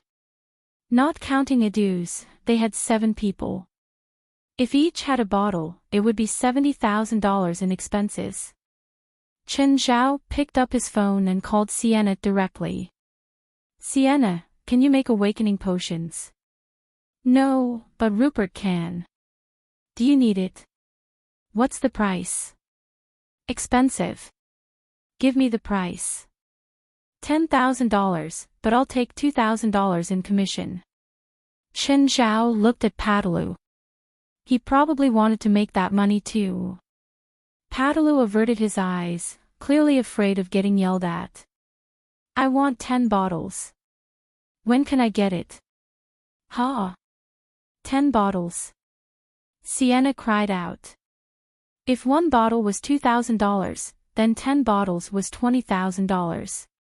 Tomorrow morning, Chen Zhao said. Sent to my house. Okay, no problem. I'll tell Rupert to be faster. After hanging up, Chen Zhao continued asking, what other places should I be aware of? Jolig, prepare some equipment for everyone these 2 days. Both for attack and defense. Understood. Jolig looked at West. Okay, you need funds. West looked at Chen Zhao. President, I wish you all good luck on your mission. Only dues and the injured don't have to go. Chen Zhao tapped the table. West, do you want to be injured too? No. I didn't say I won't go. Oh, Burr's death counts as a work injury, Chen Zhao said. Is there any compensation for his family? He doesn't have a family. He's all by himself. Oh. That saves some money. Chen Zhao felt a little uncomfortable when saying that. Send the family to him as companions. Just then, Pamela ducked in. President, I want to join too. Are you sure? Pamela was strong, but she was still a spirit. Other than the failures here, other spiritualists were able to deal with spirits. That's why Chen Zhao preferred to have Pamela stay. Plus, someone had to watch over the headquarters. Chen Zhao wasn't reassured to have dues here by himself. President, I'm not a typical spirit, Pamela said. I'm very difficult to destroy now. Why? I have an incomplete banshee's body. What's that? Everyone was confused. Chen Zhao was surprised. Oh. You're a banshee. President, you know about the banshee's body. I know a strong banshee. Everyone turned toward Chen Zhao at once. Pamela was even more in disbelief. Impossible. There are no real banshees in the world. Chen Zhao shrugged without explaining. Since you're a banshee, you can take part in the mission. Chen Zhao didn't know how Pamela's abilities were. But he remembered how terrifying Jessica was. He felt that even if Pamela wasn't as strong as Jessica, she should have a portion of her strength. Next, there were some miscellaneous matters to take care of. The mission was planned to be in 2 days. After all, they still needed to prepare. Jolig couldn't produce the equipment today either. A team entered Foundation Mountain. Grandfather, Mom and Dad have come, Chloe cried out happily. And Akiro, Ruby, Axon and Fendilon. An elder walked out of a tent and looked at the 7 people coming from the distance. The storm on his face finally disappeared after days. Hopkins, Tarila, you're finally here. Grandfather opened his arms and embraced the man and woman. Grandfather, what happened? Hopkins asked. You messaged us that Brighton, Darius, and Jack died. Yes, Grandfather said. They died in the hands of the supernatural organization. How dare they hurt my kids? Tarila said with a hawkish expression. I'll tie them to the guillotine. Grandfather, what kind of strong figure does the organization have to kill them? Hopkins asked in confusion. I thought like you too, but when Jack and Darius went to kill one of them, an elite, both of them were killed. They died under their proudest skills too. Jack's arm was broken and his spine crushed. Darius was roasted from the inside while her outside was unharmed. Hopkins and Tarila both frowned. Hopkins turned toward Tarila. Do you know what spell this is? No, but it must not be weak. It doesn't matter what magic it is, Akiro yelled. We have so many people. Why are we scared? Whoever hurts my siblings, I won't forgive them. Indeed, Grandfather said.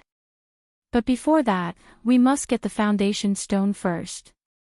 Something flashed past the eyes of Hopkins and Tarila. How's the investigation? There are many crypt demons. It's not looking good.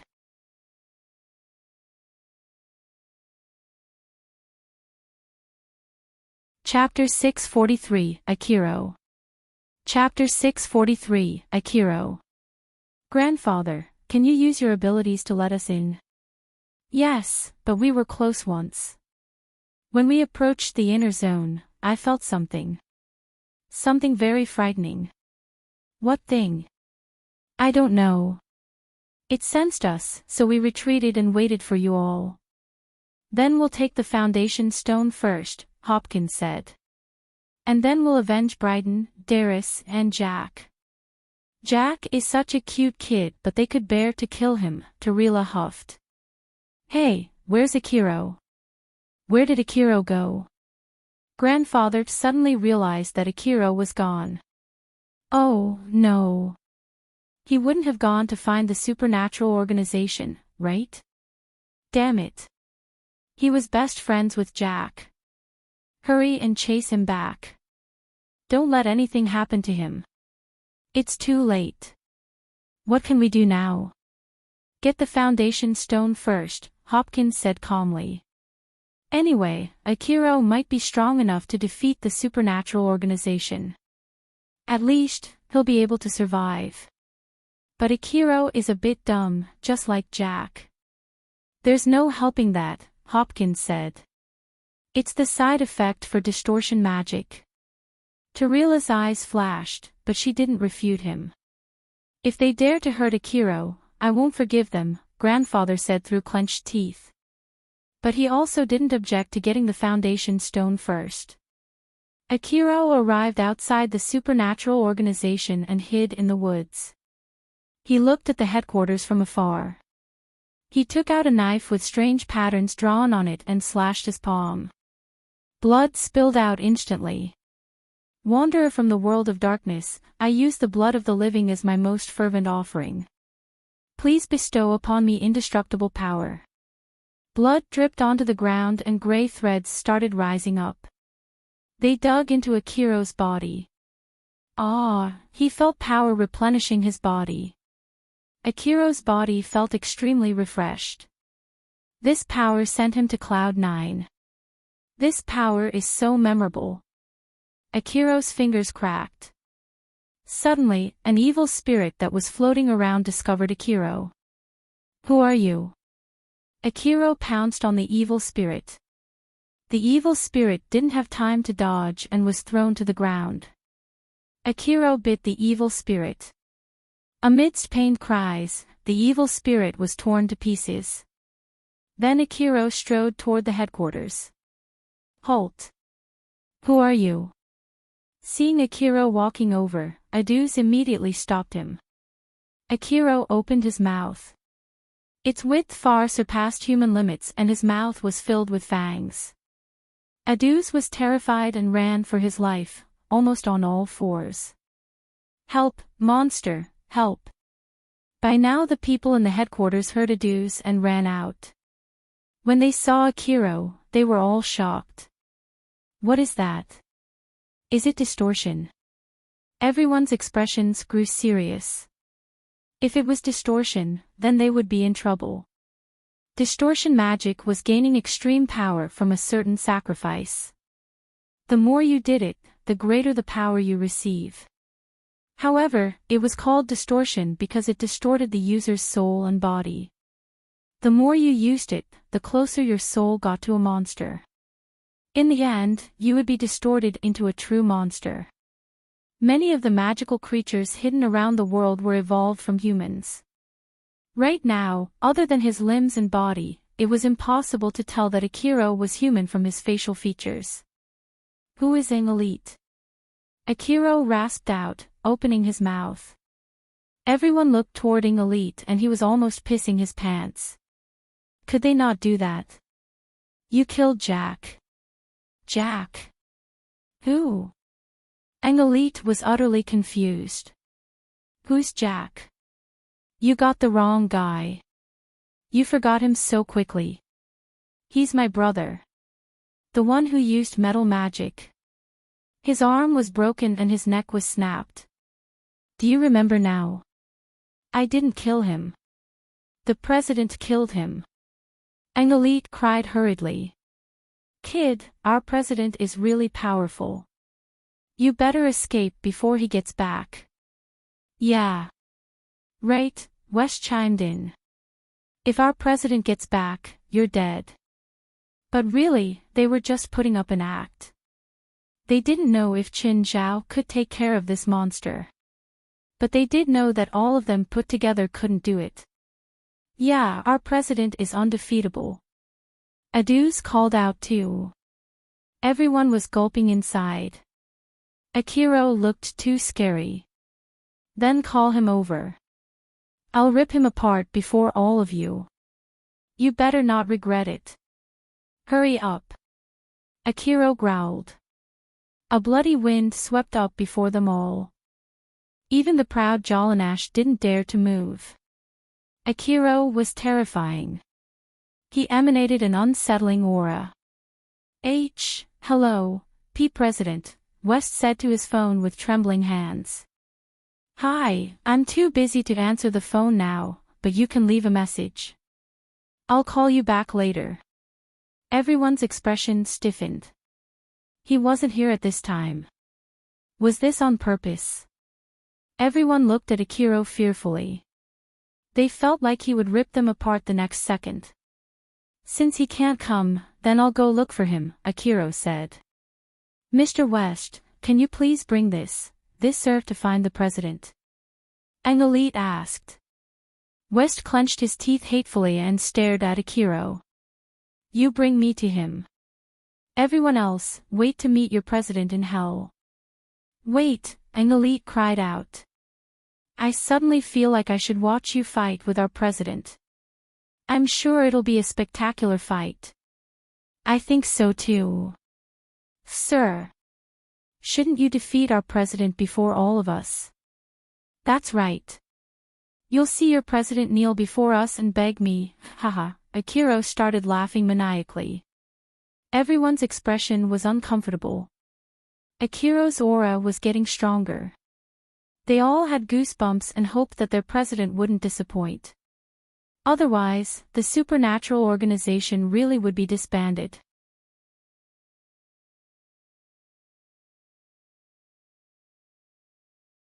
Chapter 644, Coming from Afar to Feed. Chapter 644, Coming from Afar to Feed. Everyone sat in the organization's bus. "Mr. West, did that monster get bigger than before?" Elite whispered. "That's how distortion is like. The longer it lasts, the stronger it becomes. Then Then do you think the president can beat him?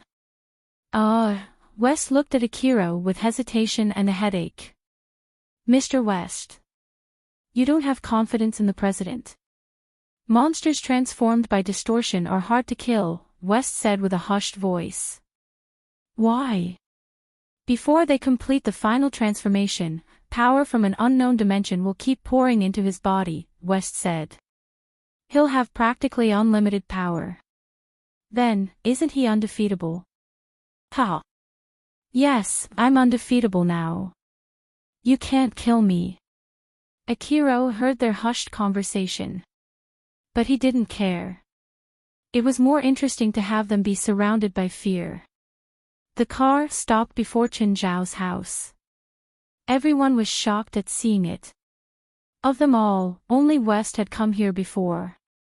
Everyone else's eyes filled with envy after seeing Chen Zhao's luxurious house. Get out of the car and get your president over here. President. President, everyone was forced to call out in unison. President, please come out. If you don't, we'll all die. Just then, the automatic door opened. Everyone was relieved, thinking that Chen Zhao had come. But it was actually Abidos. Everyone took a step back in fright. Abidos had seen West before, so he didn't react strongly. But the moment he saw Akira, Abidos grew excited. He charged straight at Akira. Fuck, what is this? Get away from me. Akira tried to kick Abidos away. The next moment, Abidos sprang up and tackled Akira. Aw! Get it away. Everyone was stunned. They watched as Abidos opened his mouth to bite down on Akira. And Akira seemed unable to do anything about it. Abidos clamped down and tore off a chunk of bloody flesh. Aw! Help! Akira cried out. Help! Aren't you asking the wrong people? If you don't get it away, I'll kill you all, aw! Abidos bit off another chunk. Akira used all his might to push Abidos aside. Just then, he was blocked by two black and white wolves. Aw! West and the others all jumped aside. Mr. West. What's going on? What is that giant lizard and wolves? The president's pets. His pets are so mean. Akira angrily broke free from the silly twins. He stumbled as his body began recovering. Distortion meant that it was very hard for him to be killed. As long as he wasn't immediately killed, he could keep recovering. Distortion could also strengthen him. But before he could take 2 steps, Princess had her teeth around his arm. His arm was tugged right off. Everyone was frightened. Even West hadn't seen Princess before. So, when they saw her, they all shuddered in fear. Princess was honestly too big enough to be terrifying. She really liked Akira. No. More accurately, she liked his taste. He was delicious. Akira gave up on his arm and finally broke free from Princess. He looked side to side. Princess, Abidos, and the silly twins were all staring dangerously at him. He felt like he'd run into hell. Run. He must run. This place was too scary. He had to get out of here. Only one place didn't have these hellish creatures right now. The lake.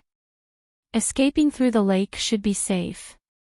He turned and dove into the water as quickly as possible. He ran away. What a pity. If the president was here, he wouldn't have escaped. Who knew that his pets are all so scary? Seems like we've underestimated the president. Suddenly, Akira, who'd swam a few dozen meters, started swimming back. What's going on? He's back. Fuck, does he want to kill us? Everyone hid behind the group of pets. Princess, Abidos, and the silly twins looked at Akira with gleaming eyes. Help. What did he just yell? I think he's yelling for help. Did you hear wrong? What's that behind him? Water. There's a big guy in the water chasing the distorted monster. Akiro finally climbed onto land, but just then, Amon burst out of the water. Its huge body landed on the ground and clamped down on Akiro's legs. Everyone was dumbfounded. Their expressions froze too as they gaped at Amon. A whale? Really? Is that seriously a whale? Is this a saltwater lake? Isn't this whale too big? Biting on Akiro's legs, Amon was about to drag him back into the water. But Princess, Abitos, and the silly twins wouldn't let this happen. They ran over and all bit down on one of Akiro's body parts. Were they fighting for food? Everyone watched this strange scene. The terrifying distorted monster in their eyes was just food for Chinzhao's pets. It sent chills up their spine. What did Chinzhao usually feed them? Of course, Akiro was the one with the biggest mental breakdown. He didn't understand how this happened. He had unparalleled strength, so why couldn't he beat a few pets? Amon finally applied force and bit off half of Akiro's body. Then he wriggled with difficulty and returned to the water.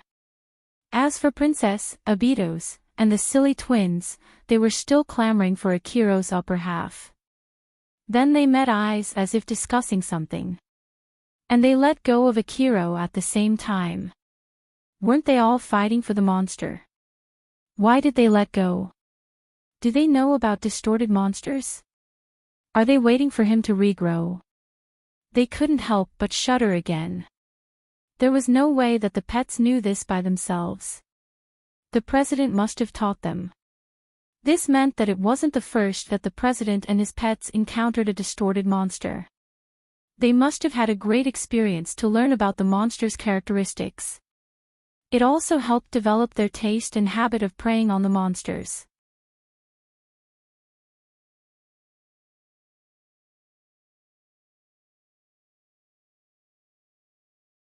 Chapter 645, Actually, he's our captive. Chapter 645, Actually, he's our captive. Taking advantage of that, Akiro opened his arms wide and started crawling on the ground. Just then, a car came over, tires screeching. Hey, why are you all at my house? Chinzhao came out and looked at West and the others in shock. Adus, aren't you supposed to be watching The Office? Everyone stared at Chinzhao. What's wrong? It dawned on Chinzhao. Are you all looking at my car? Okay, I just bought it. He discovered that they weren't looking at him. Instead, they were looking at his new car. It was only $30,000. They didn't have to look at it like this, right? Were Americans this ignorant? Chinzhao followed their gaze. And saw the body crushed under the wheels. Fuck. Right then, Princess rushed over and dragged the body out. But as soon as the body was dragged out, it started pouncing toward Chinzhao. Chinzhao's right arm started feeling things, hunger. Yes, it was hunger. The mouth of Gluttony opened wide and clamped down on Akiro's shoulder. With a crack, his shoulder was broken. Did it taste good? But everyone was watching, so he had to control his appetite. Everyone stared at Chinzhao with terror.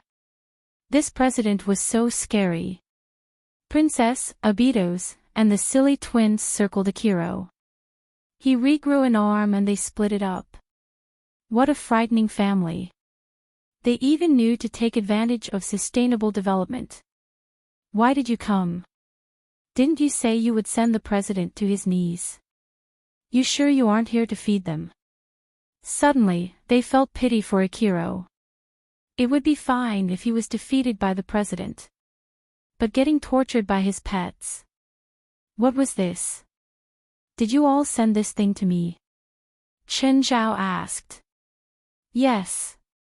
Everyone lowered their heads. It wasn't like they could say that they were held hostage by him. That was too embarrassing, so they couldn't admit it. President, West said. He's from the family and came to cause trouble at the office. We captured him, so we brought him over, but you're pets. Huh? Why didn't you say so? Chen Zhao immediately went over to shoo the pets away. Then he picked up Akiro's broken body. Hey, are you dead? I think he's dead. Whatever, eat him up.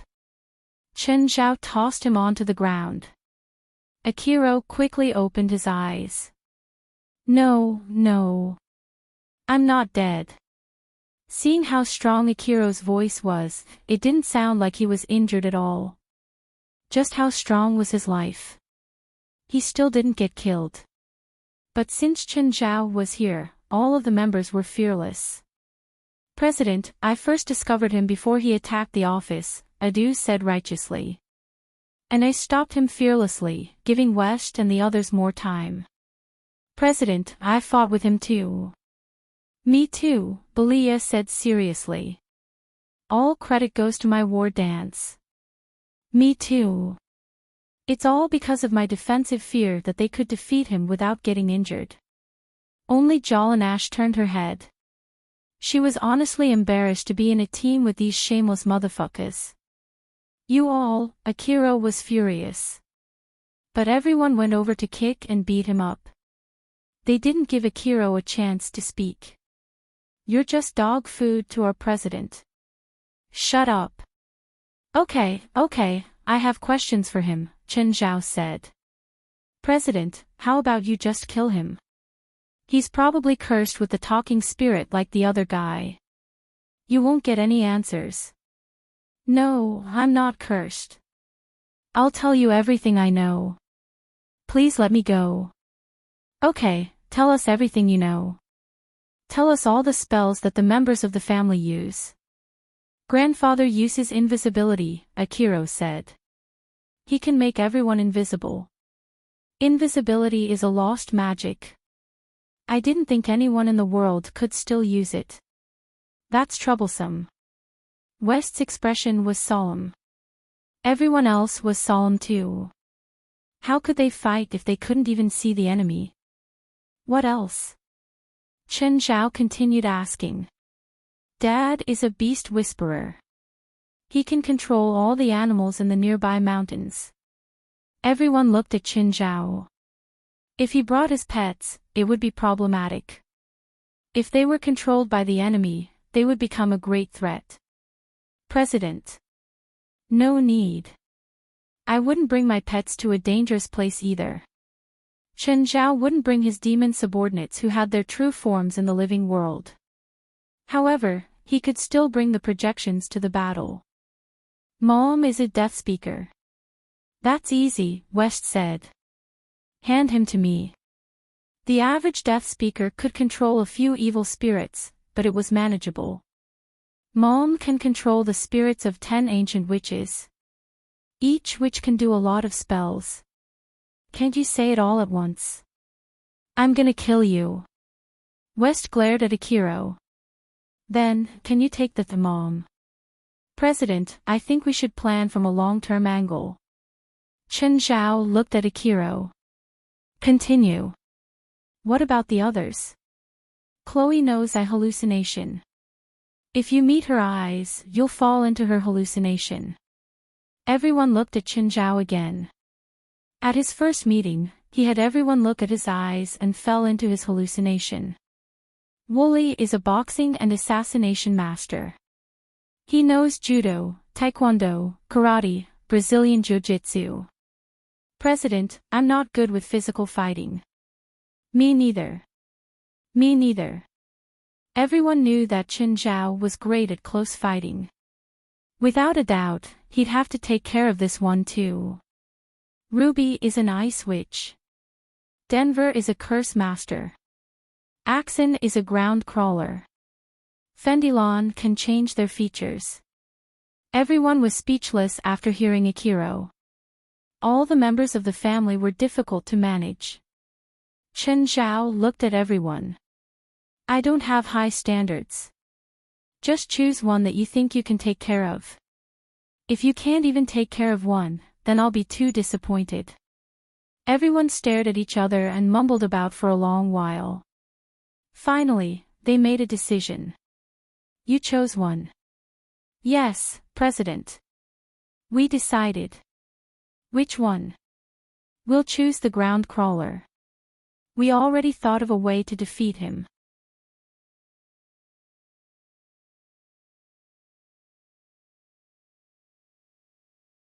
Chapter 646, Entering the Relic. Chapter 646, Entering the Relic. President, I think we should do some realistic training. How about you fight us? West looked at Chen Zhao seriously. This was probably his most serious offer. I can't control my strength, so how about no? Chen Zhao said. I'll find something to be your training partner. Find something. Everyone was confused. Go outside. Everyone went to the beach beside the front yard.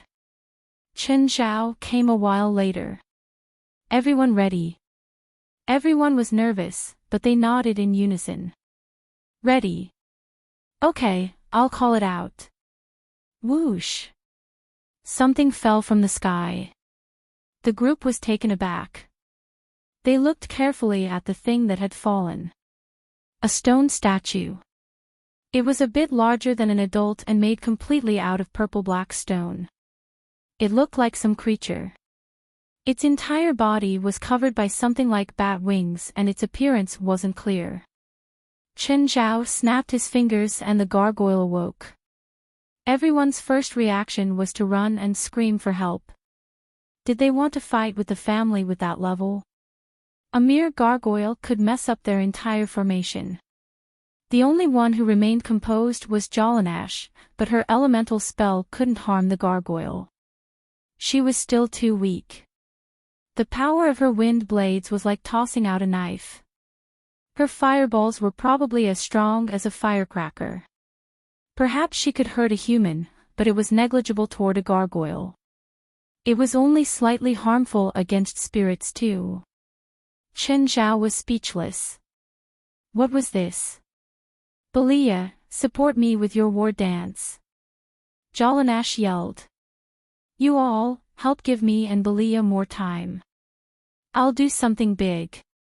She realized that the gargoyle wasn't very smart. The others knew that they couldn't keep going like this. Mainly, Chen Zhao's expression was looking worse and worse. They'd suggested doing a realistic practice. But they were performing so badly. They really were testing Chen Zhao's patience. They had to work together. Belia started stripping. Jolanash felt for the dance's effect. Chen Zhao scratched his nose. Thankfully, Feilai wasn't here. To be honest, if you ignored the war dance's effect, Belia's dance was also very seductive. If Feilai saw that he had a stripper dance at home, he didn't know how she would feel. Jolanash accumulated power for a minute and finally released the bomb. Move away. Boom. The bomb exploded on the gargoyle. Its lower body shattered instantly. It fell onto the ground, turning back into a stone statue. Success. Ha! We did it.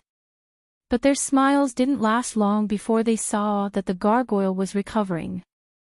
Their faces fell as if their parents had died. Thankfully, the gargoyle didn't continue to attack. It was daytime, so the gargoyle wasn't very lively. Night was the gargoyle's stage. At night, their liveliness and recovery speed would improve greatly. Chen Zhao looked at all of them. Their performance still didn't pass, but there was no need to continue training now. After all, they would set off soon. Continuing would use up their strength and mana. Okay, go take a break. We'll leave after lunch. President, can we bring that thing too? This way, we'll be much stronger. I need someone to guard my house too, Chen Zhao said matter-of-factly. The group couldn't say anything. It wasn't like they could say, no, our fight is more important. Okay, let's go. Adieus, drive yourself back to the office after you drive us to the place. After arriving at Foundation Mountain, the group organized their equipment and then entered the forest officially. After half an hour, they found a camp. This must be the family's camp from earlier. But where are they? They might have gone into the ancient relic, Chen Zhao said. Forgot to ask that Akira why they came. It's not far from the ancient relic, Chen Zhao said. Let's go there too. President, are the crypt demons really that scary? They all had unnatural expressions, looking at Chen Zhao nervously. Chen Zhao glanced at them. Yes, very scary. There was once an expedition team that had firearm equipment, but they suffered serious casualties. President, should we change our plan? Do you want to join Morid and more? Pretend I didn't say anything. Under Chen Zhao's lead, the group arrived at the mouth of the cave. Chen Zhao was very familiar with this place now. Don't worry. There aren't any crypt demons here. President, can we light a fire? Jalanash asked. It's too dark here. Humans were innately afraid of the dark. Darkness meant the unknown and danger. It was passed down from prehistoric times. After Chen Zhao nodded, Jalanash snapped her fingers. A ball of fire appeared in her palm. Then it split into three and flew before the group. In the darkness, a shadow had appeared near the group. Wooly hid in the darkness. Even when the three fireballs flew past him, they still couldn't illuminate him. Grandfather had cast invisibility on him, so he was now invisible. Grandfather, the supernatural organization has arrived, Wooly whispered into his walkie-talkie. They actually found this place. The grandfather was surprised. Not only that, but their president is also still alive. I see him in the group. Stop them. Don't let them approach the pyramid. Their arrival will alert the crypt demons. Wooly took out a dagger and snuck toward Chen Zhao. He was invisible now and even his smell was covered. He wouldn't be discovered even if he stood right in front of the supernatural organization. Not even the crypt demons could discover him, let alone them. But it was still dangerous to approach crypt demons, not because they were blind, but they had sharp noses. They could sense heat too. That's why the family all had a cold treatment. They carried an ice cube to lower their body temperature. Wooly raised his dagger, preparing to slit Chen Zhao's throat. Oh, I have something to say.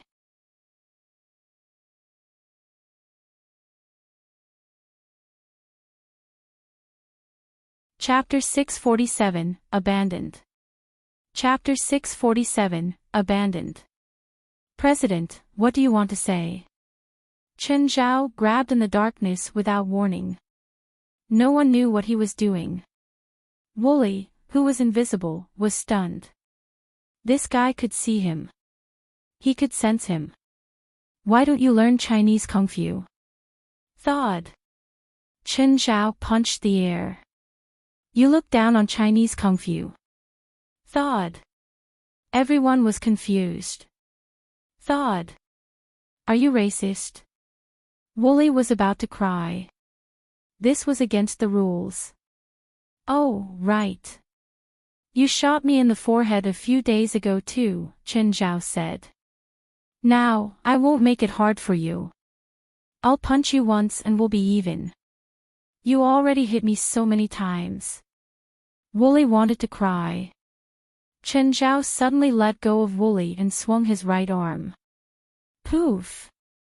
Everyone saw blood spray out of the darkness, and then a headless corpse fell onto the ground. Everyone exchanged glances. Finally, they realized that someone had been invisible around them. They felt the aftershock. They didn't know how Chen Zhao had discovered him. But if Chen Zhao wasn't here, they probably would have all died. They probably wouldn't know what had happened up to their deaths. Chen Zhao picked up Wooly's walkie-talkie and asked, "How do you use this?" "President, you just press this." You don't have to change channels. Chen Zhao pressed the speaking button. Hi, I'm the president of the supernatural organization. You're surrounded now. Put down your weapons, undo your spells, and wait for us to arrest you all. Otherwise, I'll raid your nest under the charges of disrupting law and order, personal injury, and intentional murder. Everyone in the family had uncomfortable expressions. Grandfather, Wooly is dead. Hopkins, Tarila, and the grandfather were all livid. Seems like we've underestimated them. By now, the family had reached the outside of the pyramid. What do we do now? The ancient pyramid was right before them. The foundation stone was right inside. The clingy supernatural organization was right behind them. Actually, the family was indeed established with familial relationships, such as grandfather, father, and mother, but they were still a group of outsiders. To them, their own interests were the most important. If it wasn't necessary or worked out easily, they weren't willing to abandon their own benefits to take revenge for the others. But the supernatural organization clearly wasn't planning on forgiving them. They took the initiative to come looking for them and had breached the relic too. Lure out the crypt demons, the grandfather said. Have them take care of the supernatural organization. I don't believe they're able to defeat the demons too. Everyone's eyes flashed. This was indeed a good plan. Axon, you go, the grandfather said. You're a ground crawler. As long as you go underground, the crypt demons won't be able to do anything to you. Even though Axon was a ground crawler, he couldn't stay underground forever. Just like with swimming, he had to come out to breathe too. Moving between different terrains and soils used up different amounts of mana too. The pyramid was made completely out of stone. Even though he could move underground, it used up a lot of mana. Axon's invisibility effect was undone. Instantly, he sensed a bloody aura. Something discovered him. Axon didn't dare to hesitate further and quickly dug underground. He went inside the pyramid and after wriggling underground for a moment, he came out. He saw a few huge crypt demons in the distance. They discovered him too and immediately pounced toward him. He hurriedly ducked back underground and continued moving. He was acting as the bait now. Soon, a large group of crypt demons was behind him. Axon wanted to lure some crypt demons on the upper level. Suddenly, he felt a blood-chilling aura coming from the entrance of the stairs to the upper level. That thing was so terrifying. Was it the frightening thing that the grandfather mentioned? Axon could only leave the stairs and continue luring on this level. Soon, there were a dozen demons behind him. Axon came above ground every now and then to ensure that the crypt demons would continue chasing after him. When he reached the exit, he felt that he'd used up too much mana and couldn't hold out any longer. Grandfather, hurry. Make me invisible. Axon sped up to the exit of the pyramid. The grandfather looked at the crypt demons behind Axon. He still didn't appear. Because if he was to cast invisibility on Axon, he'd have to become visible too. The instant he did so, he would get ripped to shreds by the crypt demons. With his old body, he didn't think he could survive a round with the demons. Axon, don't blame me. Just take it as your sacrifice for our family. You old thing. You asshole. Motherfucker. I don't want to die. Make me invisible. Axon panicked. He could feel that he was at his limit. It would only be 1 minute, or not even. Now, Axon had two choices. He could come above ground and get ripped apart by the crypt demons. Or he could stay underground and be trapped forever. In the end, he chose to come out. At first, he decided to be buried underground forever. But in reality, this was very difficult, because everyone had the desire to survive. It was just like how someone in shallow water would automatically float to the top when they were about to suffocate. But the moment that Axon appeared, the crypt demons surrounded him. Wait, help, ah! Axon's lower body was still underground, but his body above ground was already torn apart. Everyone in the family was chilled at Axon's death. The grandfather acted like a benevolent elder usually. But he was so decisive about abandoning his allies. He didn't hesitate at all. Axon's death was very tragic. His body was completely torn apart. Finally, his head was chopped off too. After taking care of Axon's body, the crypt demons paced outside the pyramid instead of returning immediately. Cause some commotion, the grandfather said. Don't let them return immediately. As long as they didn't have to become visible, the family didn't mind helping. Any random sound could make the crypt demon sensitive.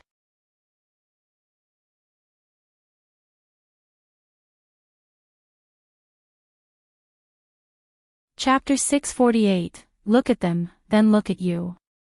Chapter 648, Look at them, then look at you. Do you guys think that we're like the antagonist? The family sounds like a loving family. We killed their relative in a clash and their feelings for their family caused them to become our enemy. President, can we be more serious? We're the good guys. Okay, the serious stuff.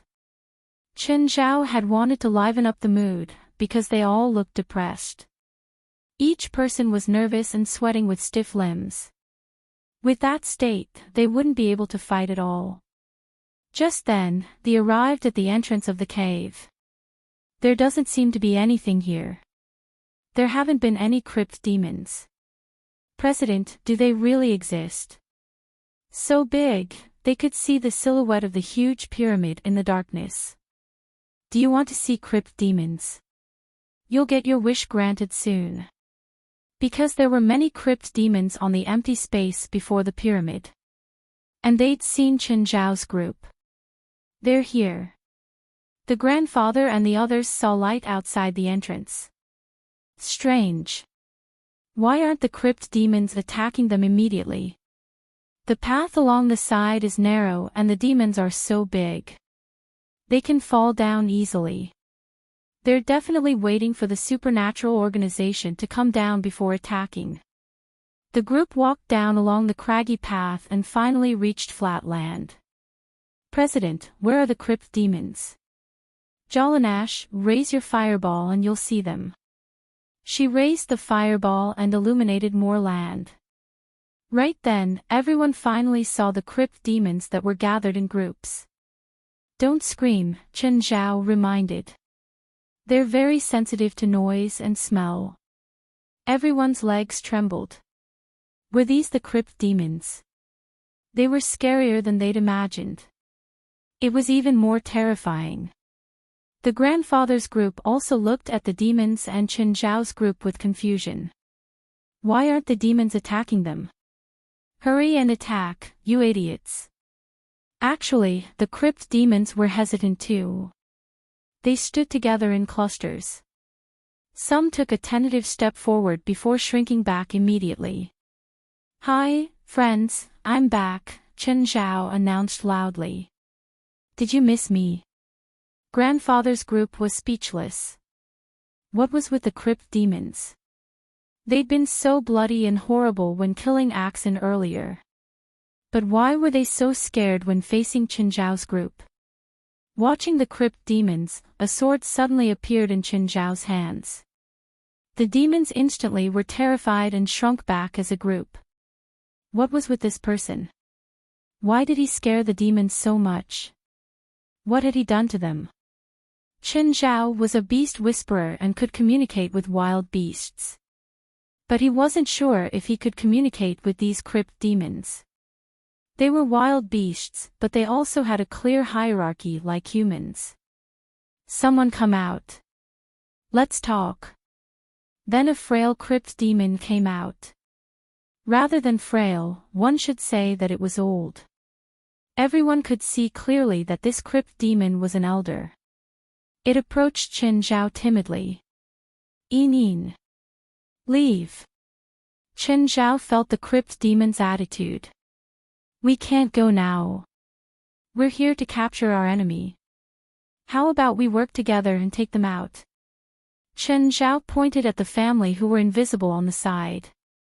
The expressions of grandfather and the others changed drastically. How did that guy know that they were there? And he could communicate with the crypt demons. Chen Zhao glanced over. You're still hiding. It's meaningless now. You know you can't hide forever, so why cover yourself up?